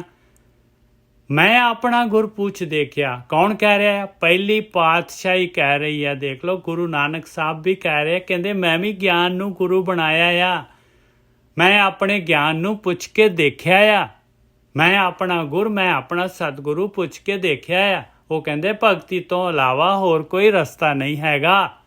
ਰਹਾਓ। ਹਾਂਜੀ ਗੁਰਕੀ ਸਾਹਿਬ। ਹਾਂਜੀ ਠੀਕ ਹੈ ਸਾਧ ਸੰਗਤ ਜੀ, ਦੇਖੋ ਬੜੀ ਗੱਲ ਕਲੀਅਰ ਕੀਤੀ ਆ। ਦੇਖੋ ਬਾਣੀ ਕੀ ਕਹਿ ਰਹੀ ਹੈ ਸਾਨੂੰ, ਇੱਕ ਚੀਜ਼ ਨੂੰ ਆਪ ਸਮਝੋ, ਤੁਸੀਂ ਸਾਰੇ ਪੜ੍ਹੇ ਲਿਖੇ ਜੋ, ਸਿਆਣੇ ਜੋ, ਮੇਰੇ ਤੋਂ ਵੱਡੇ ਜੋ। ਬਾਣੀ ਕਹਿ ਰਹੀ ਆ ਰਾਗ, ਅੱਛਾ ਪਾਤਸ਼ਾਹ ਪਹਿਲੀ ਜੀ ਆ ਸ੍ਰੀ ਰਾਗ ਮਹੱਲਾ ਪਹਿਲਾ। ਮੋਤੀ ਤਾਂ ਮੰਦਰ ਉਸਰੇ ਰਤਨ ਤੇ ਹੋਏ ਜੜਾਓ, ਕਸਤੂਰੀ ਕੁੰਗੂ ਅਗਨੀ ਚੰਦਨ ਲੇਪ ਆਵੇ ਚਾਓ। ਮਤ ਦੇਖੋ ਭੂਲਾ ਵਿਸਰੇ ਤੇਰਾ ਚਿੱਤ ਨਾ ਆਵੇ ਨਾਉ, ਹਰ ਬਿਨ ਜੀਓ ਜਲ ਬਲ ਜਾਓ, ਮੈਂ ਆਪਣਾ ਗੁਰ ਪੁੱਛ ਦੇਖਿਆ ਔਰ ਨਹੀਂ ਠਾਓ ਰਹਾਓ। ਹੁਣ ਉਹ ਕਹਿੰਦੇ ਨੇ ਕਿ ਤੇਰੀ ਜ਼ਿੰਦਗੀ ਦਾ ਮਕਸਦ ਕਿਤੇ ਤਨ ਦੇ ਸੁੱਖ ਨਾ ਹੋ ਜਾਣ। ਕਿਉਂਕਿ ਦੇਖੋ ਨਾਰਮਲੀ ਕੀ ਹੁੰਦਾ ਹੈ ਕਿ ਸਾਡੇ ਵਰਗੇ ਕਹਿੰਦੇ ਨੇ ਕਿ ਮੇਰੀ ਫੈਕਟਰੀ ਹੈ, ਮੇਰਾ ਕਲੀਨਿਕ ਹੈ, ਮੈਂ ਵੀ ਹੁਣ ਕਹਿਦਾ ਮੇਰਾ ਜ਼ਿੰਦਗੀ ਦਾ ਮਕਸਦ ਹੀ ਮੇਰਾ ਕਲੀਨਿਕ ਹੈ। ਉਹ ਕਲੀਨਿਕ ਮੇਰੀ ਜ਼ਿੰਦਗੀ ਦਾ ਮਕਸਦ ਨਹੀਂ ਆ। ਉਹ ਮੇਰੀ ਜ਼ਰੂਰਤ ਆ, ਮੇਰੇ ਥੋੜੇ ਬਹੁਤੇ ਜਿਹੜੇ ਮੇਰੀ ਰਿਕੁਆਇਰਮੈਂਟ ਆ, ਮੈਂ ਉਸ ਲਈ ਕਰ ਰਿਹਾ। ਜ਼ਿੰਦਗੀ ਦਾ ਜਿਹੜਾ ਮੇਰਾ ਮਕਸਦ ਆ, ਉਹ ਮੈਂ ਆਪਣੇ ਅੰਦਰ, ਮੈਂ ਆਪਣੇ ਆਪ ਨੂੰ ਲੱਭਣ ਦੀ ਕੋਸ਼ਿਸ਼ ਕਰ ਰਿਹਾ ਕਿ ਮੈਂ ਅਸਲ 'ਚ ਹੈ ਕੀ ਆ। ਜੇ ਮੇਰੇ ਅੰਦਰ ਕੋਈ ਚੀਜ਼ ਪੈਦਾ ਹੋ ਰਹੀ ਹੈ, ਜੇ ਮੇਰੇ ਅੰਦਰ ਕੋਈ ਲਾਲਸਾ ਪੈਦਾ ਹੋ ਰਹੀ ਹੈ, ਜਾਂ ਮੈਂ ਸਾਹਮਣੇ ਪਰਾਇਆ ਰੂਪ ਦੇਖਦਾ, ਮੇਰੇ ਅੰਦਰ ਕੋਈ ਚੀਜ਼ ਪੈਦਾ ਹੋ ਰਹੀ ਹੈ, ਤੇ ਕੌਣ ਹੈ ਅੰਦਰ? ਉਹ ਕੀ ਸਿਸਟਮ ਹੈ ਅੰਦਰ ਮੇਰੇ ਚੱਲਣ ਦਿਆ ਜਿਹੜਾ ਏਦਾਂ ਦਾ ਕੰਮ ਕਰ ਰਿਹਾ? ਔਰ ਖਾਸ ਕਰਕੇ ਇੱਥੇ ਇਹ ਬੜਾ ਇੰਪੋਰਟੈਂਟ ਹੈ, ਜੇ ਦੂਸਰੇ ਬੰਦੇ ਭਟਕ ਰਹੇ ਨੇ ਤੇ ਆਪਾਂ ਭਟਕਣਾ ਨਹੀਂ ਆ, ਆਪਾਂ ਆਪਣੇ ਜੀਵਨ ਦੇ ਵੱਲ ਚੱਲਣਾ ਹੈ। ਦੇਖੋ ਪਲੀਜ਼, ਇੱਕ ਆਮ ਹੀ ਲੋਕੀ ਕਹਿ ਦਿੰਦੇ, ਵੇਖੋ ਜੀ ਉਹ ਕਿੱਦਾਂ ਚੋਰੀਆਂ ਡਾਕੇ ਮਾਰਨ ਦਿਆ ਜੀ, ਉਹ ਆ ਬਾਣੀ ਤੇ ਕਹਿੰਦੇ ਹੀਰੇ ਵਰਗਾ ਉਹਨੇ ਘਰ ਬਣਾ ਲਿਆ ਹੋਵੇ, ਉਹ ਦੁਨੀਆ ਦੇ ਹਰ ਸੁੱਖ ਰੁਕਾਉਣ, ਪਰ ਜਿਹੜੇ ਬੰਦੇ ਨੂੰ ਰੱਬ ਵਿਸਰ ਗਿਆ ਨਿੱਜਰ ਸਾਹਿਬ, ਉਸ ਤੋਂ ਮਾੜਾ ਬੰਦਾ ਧਰਤੀ ਤੇ ਕੋਈ ਹੈ ਨਹੀਂ। ਕਿਉਂਕਿ ਮੇਨ ਚੀਜ਼ ਛੱਡਤੀ ਉਹਨੇ। ਆਪ ਜਸਟ ਦੇਖੋ ਸਾਧ ਸੰਗਤ ਜੀ, ਹੁਣੇ ਮੈਂ ਬਾਜ਼ਾਰ ਗਿਆ ਵਾਂ, ਪ੍ਰਕਿਰਤੀ ਦੇ ਵਿੱਚ ਕਿੱਡਾ ਫੈਲਾਓ ਆ। ਉਸ ਸਰਵ ਵਿਆਪਕ ਸ਼ਕਤੀ ਨੇ ਕਿੱਡੀ ਜ਼ਬਰਦਸਤ ਰਚਨਾ ਕੀਤੀ ਹੈ, ਔਰ ਬੰਦੇ ਨੂੰ ਪਤਾ ਹੀ ਨਹੀਂ ਕਿੱਡੀ ਬਰੀਕ ਹੈ। ਔਰ ਕਿਸੇ ਬੰਦੇ ਨੂੰ ਕਹਿ ਲਓ ਕਿ ਰੱਬ ਸਰਵ ਵਿਆਪਕ ਹੈ, ਉਹ ਮੰਨਦਾ ਹੀ ਨਹੀਂ। ਐਡੀ ਮਾਇਆ, ਇੱਥੋਂ ਤੱਕ ਕਿ ਸਾਇੰਟਿਸਟ ਨੂੰ ਕਹਿ ਦੋ, ਪਰ ਉਹ ਕੋਈ ਮੰਨਦਾ ਹੀ ਨਹੀਂ। ਪਰ ਉਹਨੂੰ ਇਹ ਪੁੱਛੇ ਕਿ ਇਹ ਦੁਨੀਆ ਇੰਨੀ ਸਫਾਈ 'ਚ ਇੱਥੇ ਮਿਸਟੇਕ ਕਿਉਂ ਨਹੀਂ ਹੈਗੀ? ਜੇ ਆਪਣੇ ਆਪ ਬਣੀ ਹੈ ਨਾ ਕੋਈ ਚੀਜ਼, ਮੰਨਿਆ ਕੋਈ ਤੁਸੀਂ ਮਿੱਟੀ ਦਾ ਢੇਲਾ ਸੁੱਟਿਆ ਉਤੋਂ, ਉਹ ਰੇੜ ਉੜ ਕੇ ਆਪੇ ਗੋਲ ਹੋ ਗਿਆ, ਮੰਨਿਆ। ਇਹ ਧਰਤੀ ਹਵਾ 'ਚ ਖਿਲਾਰੀ ਹੈ, ਕਿੰਨੇ ਖਿਲਾਰੀ ਹੈ? ਮੈਂ ਖਿਲਾਰੀ ਜਾਂ ਤੁਸੀਂ ਖਿਲਾਰੀ ਹੈ? ਕੌਣ ਖਿਲਾਉਣ ਵਾਲਾ? ਔਰ ਉਹ ਸ਼ਕਤੀ ਕਿੰਨੀ ਪਾਵਰਫੁਲ ਹੋਊਗੀ, ਆਪ ਜਸਟ ਸੋਚੋ। ਤੇ ਜੇ ਉਹ ਸ਼ਕਤੀ ਨਹੀਂ ਪਾਵਰਫੁਲ ਆ ਤੇ ਉਹਨੇ ਸਾਨੂੰ ਏਦਾਂ ਵਾਰਾ ਛੱਡਿਆ, ਘੁੰਮੀ ਜਾਓ, ਜੋ ਮਰਜ਼ੀ ਕਰ ਲਓ। ਨਹੀਂ, ਕਿਉਂਕਿ ਉਹ ਪ੍ਰਕਿਰਤੀ ਆ। ਬਹੁਤ ਬਰੀਕੀ ਦੇ ਨਾਲ ਇਸ ਸ੍ਰਿਸ਼ਟੀ ਦੀ ਰਚਨਾ ਕਰਕੇ ਫਿਰ ਉਹਨੇ ਇੱਕ ਤਮਾਸ਼ਾ ਜਿਹਾ ਕੀਤਾ। ਵੇਖੋ ਏਦਾਂ ਸੰਸਾਰ ਬਣਾਇਆ, ਕਿੱਦਾਂ ਸਿਸਟਮ। ਔਰ ਇੱਥੇ ਇਮਤਿਹਾਨ ਸਾਡਾ ਹੈ। ਦੇਖੋ ਜ਼ਿੰਦਗੀ 'ਚ ਜੇ ਆਖਰੀ ਇਮਤਿਹਾਨ ਪਤਾ ਕੀ ਹੈ? ਦੇਖੋ ਜਦੋਂ ਆਖਰ ਤੇ ਆਪਾਂ ਸੰਸਾਰ ਤੇ ਜਾਣਾ ਹੈ ਨਾ, ਉਹ ਤੁਹਾਨੂੰ ਪਤਾ ਲੱਗ ਜਾਣਾ ਹੈ ਤੁਸੀਂ ਕਾਮਯਾਬ ਹੋਏ ਕਿ ਫੇਲ ਹੋਏ। ਇਹ ਕੋਈ ਦੂਜੇ ਕੋ ਪੁੱਛਣ ਦੀ ਲੋੜ ਨਹੀਂ ਹੈ, ਕਿਉਂਕਿ ਇਮਤਿਹਾਨ ਜਦੋਂ ਦਿੰਦਾ ਨਾ ਬੰਦਾ, ਨਿੱਜਾ ਸਾਹਿਬ ਨੂੰ ਪਤਾ ਹੁੰਦਾ ਮੈਂ ਕਿੰਨੇ ਨੰਬਰ ਦਾ ਪੇਪਰ ਕੀਤਾ। ਬਿਲਕੁਲ ਸਹੀ ਹੈ, ਬਿਲਕੁਲ ਸਹੀ ਹੈ। ਹੁਣ ਵੀ ਕਿਸੇ ਵੀ ਜੰਕਸ਼ਨ ਦੇ ਉੱਤੇ ਇਨਸਾਨ ਨੂੰ ਪਤਾ ਹੈ ਵੀ ਉਹ ਕੌਣ ਹੈ, ਕੀ ਹੈ ਉਹਦੇ ਕੋਲ। ਇਹ ਹਰੇਕ ਨੂੰ ਔਰ ਬੰਦੇ ਨੂੰ ਚੰਗੀ ਤਰ੍ਹਾਂ ਪਤਾ ਹੈ ਮੈਂ ਕੌਣ ਆ, ਮੈਂ ਕਿੱਦਾਂ ਦਾ ਜੀਵਨ ਬਤੀਤ ਕਰ ਰਿਹਾ। ਔਰ ਇਸ ਲਈ ਯਕੀਨ ਨਹੀਂ ਆਉਂਦਾ ਨਾ, ਤੁਸੀਂ ਅੱਜ ਦਾ ਦਿਨ ਵੇਖ ਲਓ ਆਪਣਾ, ਸ਼ਾਮ ਤੱਕ ਜੋ ਤੁਸੀਂ ਕੀਤਾ ਤੁਸੀਂ ਉਹੀ ਜੋ। ਬਿਲਕੁਲ ਸਹੀ ਗੱਲ ਹੈ। ਹਾਂ, ਔਰ ਇਨਸਾਨ ਤੇ ਵਹਿੰਦਾ ਹੀ ਨਹੀਂ ਆਪਣੇ ਆਪ ਨੂੰ, ਅੱਖਾਂ ਬੰਦ ਕਰਕੇ ਜੀਵਨ ਬਤੀਤ ਕਰਦਾ ਹੈ। ਔਰ ਫਿਰ ਬਾਣੀ ਕਹਿੰਦੀ ਹੈ ਫਿਰ ਤੁਰਿਆ ਜਾ। ਤੈਨੂੰ ਤੇ ਕੋਈ ਖੁਦ ਹੀ ਰੋਕ ਸਕਦਾ ਆਪਣੇ ਆਪ ਨੂੰ, ਹੋਰ ਕੋਈ ਚਾਂਸ ਨਹੀਂ ਹੈਗਾ। ਕਿਸੇ ਪ੍ਰਮਾਤਮਾ ਦਾ ਕੋਈ ਲੈਣਾ ਦੇਣਾ ਨਹੀਂ ਹੈਗਾ ਸਾਡੇ ਜੀਵਨ 'ਚ। ਇਹ ਸਾਡੀ ਆਪਣੀ ਇੱਛਾ ਹੈ। ਹੁਣ ਬਾਣੀ ਕਹਿੰਦੀ ਹੈ ਅਗਲੇ ਬੰਨੇ ਵੇਖੋ, ਫਿਰ ਤੁਕ 'ਚ ਸਮਝਾਇਆ। ਅਗਲੇ ਬੰਨੇ ਨਜਰ ਸਾਹਿਬ ਬੋਲੋ ਤੁਕ। हर बिन जियो जल बल। हाँ, हर बिन जियो जल बल जाओ, मैं अपना गुरपुरुष देखे आवर नाई थाऊ रहा हो। कहते भक्ति तो बगैर सड़ जाना तेरा मनुखी जून। मत देख भूला विसरे तेरा चित ना आवे नाम, हर बिन जियो जल बल जाओ। कहते जेड़ा तेरा जीव हैगा ना, जेड़ा तेरा जीव आत्मा, ਜਦੋਂ ਤੂੰ ਪਰਮਾਤਮਾ ਨੂੰ ਆਤਮਾ ਨੂੰ ਅਲੱਗ ਕਰ ਦੇਂਗਾ ਨਾ ਤੇ ਇਕੱਲਾ ਜੀਵ ਰਹਿ ਜਾਣਾ। ਉਹਨੇ ਕਿਉਂ ਨਾ ਜਲ ਬਲ ਜਾਣਾ, ਛੱਡ ਜਾਣਾ। ਕਿੱਦਾਂ ਛੱਡ ਜਾਣਾ? ਜਿੱਦਾਂ ਇੱਕ ਰੁੱਖ ਨੂੰ ਪਾਣੀ ਮਿਲਦਾ ਹੈ ਨਾ, ਤਾਂ ਹਰਿਆ ਭਰਿਆ, ਤੇ ਜਦੋਂ ਉਹਨੂੰ ਪਾਣੀ ਪਾਉਣਾ ਬੰਦ ਕਰ ਦੋ ਕੀ ਹੋਊਗਾ? ਉਹ ਸੜ ਜਾਊਗਾ। ਇਸੇ ਹੀ ਤਰ੍ਹਾਂ ਜਦੋਂ ਤੁਸੀਂ ਆਪਣੇ ਜੀਵਨ ਚੋਂ ਪਰਮਾਤਮਾ ਨੂੰ ਪਰੇ ਕਰਤਾ, ਖਤਮ ਕਹਾਣੀ। ਬਿਲਕੁਲ ਬਿਲਕੁਲ। ਮਨੁੱਖੀ ਜੀਵਨ ਦਾ ਪਰਪਸ ਹੀ ਨਹੀਂ ਰਹਿ ਜਾਂਦਾ। ਆਪਾਂ ਨੇ ਦੁਨੀਆ 'ਚ ਆ ਕੇ ਕੀ ਕਰ ਰਹੇ ਹਾਂ, ਕੋਈ ਮੀਨਿੰਗ ਹੀ ਨਹੀਂ ਹੈਗਾ ਉਹਦਾ। ਆਹੋ, ਤੇ ਉਸ ਤੋਂ ਬਾਅਦ ਕਾਮ, ਕ੍ਰੋਧ, ਲੋਭ, ਮੋਹ, ਹੰਕਾਰ ਇਹ ਸਾਰੇ ਪ੍ਰਗਟ ਹੋ ਜਾਣੇ ਆ। ਤੁਸੀਂ ਪਰਮਾਤਮਾ ਨੂੰ ਵਿੱਚ ਪਾੜੋ, ਇਹ ਸਾਰੇ ਭੱਜ ਜਾਣੇ ਆ। ਇਹ ਤੇ ਕੋਈ ਔਖਾ ਕੰਮ ਥੋੜੀ ਆ, ਇਹ ਤੇ ਐਂਟੀਬਾਇਓਟਿਕ ਆ। ਤੁਸੀਂ ਉਹਨੂੰ ਸੁੱਟ ਲਓ ਅੰਦਰ, ਆਤਮਾ ਨੂੰ, ਗੱਲ ਖਤਮ। ਦੂਜੇ ਆਪੇ ਭੱਜ ਜਾਣੇ ਆ, ਅੰਦਰ ਜਾ ਹੀ ਨਹੀਂ ਸਕਦੇ ਉਹਦੇ। ਉਹ ਤੇ ਗਾਰਡ ਹੈਗਾ, ਉਹਨੇ ਪ੍ਰੋਟੈਕਟ ਕਰ ਦੇਣਾ ਤੁਹਾਨੂੰ, ਜੀਵ ਨੂੰ ਪ੍ਰੋਟੈਕਟ ਕਰ ਦਿੰਦਾ। ਤੇ ਕਹਿੰਦੇ ਜੇ ਤੂੰ ਪਰਮਾਤਮਾ ਨੂੰ ਬਾਹਰ ਕੱਢ ਦਿੰਦਾ, ਫਿਰ ਕਹਿੰਦੇ ਤੇਰਾ ਜੀਵ ਜਿਹੜਾ ਨਾ ਜਲ ਬਲ ਜਾਣਾ, ਕਿਉਂਕਿ ਉਹਨੇ ਕੰਮ ਹੀ ਏਦਾਂ ਦੇ ਕਰਨੇ ਆ। ਫਿਰ ਮਲੀਨਤਾ ਵੱਧਦੀ ਜਾਣੀ ਤੈਨੂੰ ਪਤਾ ਵੀ ਨਹੀਂ ਲੱਗਣਾ, ਇੱਕ ਤਾਂ ਸੜ ਜਾਏਗਾ। ਔਰ ਇੱਕ ਵਾਰੀ ਨਹੀਂ, ਉੱਤੋਂ ਹੀ ਨਹੀਂ, ਤੂੰ ਕਿੰਨੀ ਵਾਰੀ ਸੜ ਚੁੱਕੇ ਆ ਤੇ ਹਜੇ ਵੀ ਫਿਰ ਉਧਰ ਤੁਰਿਆ ਜਾ ਰਹੇ ਆ। ਉੱਥੇ ਕੁਛ ਨਹੀਂ ਹੈਗਾ। ਇੱਕ ਮ੍ਰਿਗ ਤ੍ਰਿਸ਼ਨਾ ਹੈ। ਮ੍ਰਿਗ ਤ੍ਰਿਸ਼ਨਾ ਮਤਲਬ ਭਰਮ ਹੋਵੇ ਐਸਾ ਜੈਸੇ ਹੋਵੇ, ਪਤਾ ਨਹੀਂ ਬਾਣੀ 'ਚ ਲਿਖਿਆ ਨਾ ਨਿੱਜਾ ਸਾਹਿਬ, ਹੋਵੇ ਨਾ ਤੈਸਾ। परम ऐसा जैसा मानिए होए ना तैसा, जैसा मानते हैं होए है नहीं। ਉਹ ਕਹਿੰਦੇ ਜਿੱਦਾਂ ਤੂੰ ਸੋਚਣ ਡਿਆ ਨਾ ਉਦਾਂ ਤਾਂ ਹੈ ਨਹੀਂ, ਉਹ ਤੈਨੂੰ ਦਿਖਾਈ ਦੇ ਰਿਹਾ। ਔਰ ਇਸ ਕਰਕੇ ਤੂੰ ਤੁਰਿਆ ਜਾ ਰਿਹਾ ਨੂੰ ਉਸਦੇ ਵੱਲ, ਜਸਟ ਤੇਰੇ ਮਨ ਦਾ ਛਲਾਵ ਹੈ। ਔਰ ਇਸੇ ਤਰ੍ਹਾਂ ਹੀ ਬਾਣੀ ਕਹਿੰਦੀ ਪੂਰਾਂ ਦੇ ਪੂਰ ਡੁੱਬ ਰਿਹਾ, ਪਰ ਆਪਾਂ ਪੂਰਾਂ ਦੇ ਵਿੱਚ ਨਹੀਂ ਰਹਿਣਾ। ਮੈਂ ਕਹਿੰਦਾ ਕਿ ਜ਼ਿੰਦਗੀ ਦੇ ਵਿੱਚ ਆਪ ਇੱਕ ਚੀਜ਼ ਗੱਲ ਯਾਦ ਰੱਖਣੀ, ਇੱਕੋ ਹੀ ਸਟੇਟਮੈਂਟ ਤੇ ਜੀਵਨ ਬਤੀਤ ਕਰੋ। ਮੇਰਾ ਜੋ ਕਰਮ ਮੈਂ ਕਰਦਾ ਨਾ, ਸਭ ਤੋਂ ਪਹਿਲੀ ਗੱਲ ਹੈ ਕਿ ਤੁਸੀਂ ਜ਼ਿੰਮੇਵਾਰੀ ਚੁੱਕੋ ਕਿ ਮੈਂ ਕੀਤਾ। ਬਿਲਕੁਲ। ਆਪਾਂ ਕਿਸੇ ਨੂੰ ਬਲੇਮ ਨਹੀਂ ਕਰ ਸਕਦੇ, ਪਰ ਮੋਸਟਲੀ ਆਪਾਂ ਏਦਾਂ ਨਹੀਂ ਕਹਿੰਦੇ। ਆਪਾਂ ਕਹਿੰਦੇ ਮੈਂ ਥੋੜੀ ਕੀਤਾ, ਮੈਨੂੰ ਫਲਾਨਾ ਲੈ ਗਿਆ ਉੱਥੇ ਮਾੜੀ ਜਗ੍ਹਾ ਤੇ, ਉਹਨੇ ਮੈਨੂੰ ਦੇ ਦਿੱਤੇ। ਉਹ ਕਹਿੰਦੇ ਦੇ ਦਿੱਤੇ, ਪਰ ਹੱਥ ਤੇ ਤੂੰ ਹੀ ਬਾਹਰ ਕੱਢ ਕੇ ਫੜੀ ਨਾ ਚੀਜ਼। ਨਿਜਰ ਸਾਹਿਬ ਬਿਲਕੁਲ। ਆਪਾਂ ਬੰਦਾ ਏਦਾਂ ਕਹੀ ਦਿੰਦਾ ਨਹੀਂ ਜੀ, ਮੈਨੂੰ ਮਜਬੂਰ ਕਰਤਾ ਹੈ। ਜਿੰਨਾ ਮਜਬੂਰ ਜਿੰਨਾ ਮਰਜ਼ੀ ਕਰਤਾ ਹੀ, ਪਰ ਆਖਰ ਤੇ ਤੇਰੀ ਜੈਸ ਹੀ ਤਾਂ ਹੀ ਕੰਮ ਹੋਇਆ। ਉਹ ਤੇ ਜਦੋਂ ਤੂੰ ਜ਼ਿੰਮੇਵਾਰੀ ਚੁੱਕ ਲੇਂਗਾ, ਹਾਂ ਜੈਸ ਮੈਂ ਕੀਤੀ, ਗੱਲ ਖਤਮ ਹੋ ਜਾਣੀ। ਮੁੜ ਕੇ ਜੈਸ ਦੀ ਜਗ੍ਹਾ ਨੋ ਤੇ ਆ ਜਾਓ। ਬਾਣੀ ਕਹਿੰਦੀ ਹੈ ਦੋ ਰਸਤੇ ਆ, ਇੱਕ ਰਸਤਾ ਛੱਡ ਦੇ ਤੇ ਇੱਕ ਫੜ ਲੈ। ਛੱਡਣਾ ਕਿਹੜਾ ਹੈ ਤੁਹਾਨੂੰ ਖੁਦ ਪਤਾ ਹੈ। ਉਸ ਚੀਜ਼ ਨੂੰ ਛੱਡਣਾ ਹੈ ਜਿਹੜੀ ਚੀਜ਼ ਤੁਹਾਨੂੰ ਪਰਮਾਤਮਾ ਤੋਂ ਦੂਰ ਲੈ ਕੇ ਜਾ ਰਹੀ ਹੈ। ਤੇ ਫੜਨੀ ਕਿਹੜੀ ਚੀਜ਼ ਹੈ? ਚੰਗਿਆਈ ਨੂੰ ਲੈ ਆਪਣੇ ਜੀਵਨ ਚ। ਬਿਲਕੁਲ। ਅੰਦਰ ਆਵਾਜ਼ ਆ ਰਹੀ ਹੈ ਬੁਰਾਈ ਦੀ, ਛੱਡ ਦੇ ਖੜਾ, ਇਹ 10 ਰੁਪਏ ਤੂੰ ਬਚਾ ਲਾ। ਪਰ ਫਿਰ ਤੁਸੀਂ ਕਹਿਣਾ ਧਰਮ ਤੇ ਕਹਿੰਦਾ ਕਿ ਇਹਦਾ 1000 ਰੁਪਏ ਦਾ ਨੁਕਸਾਨ ਹੋ ਰਿਹਾ।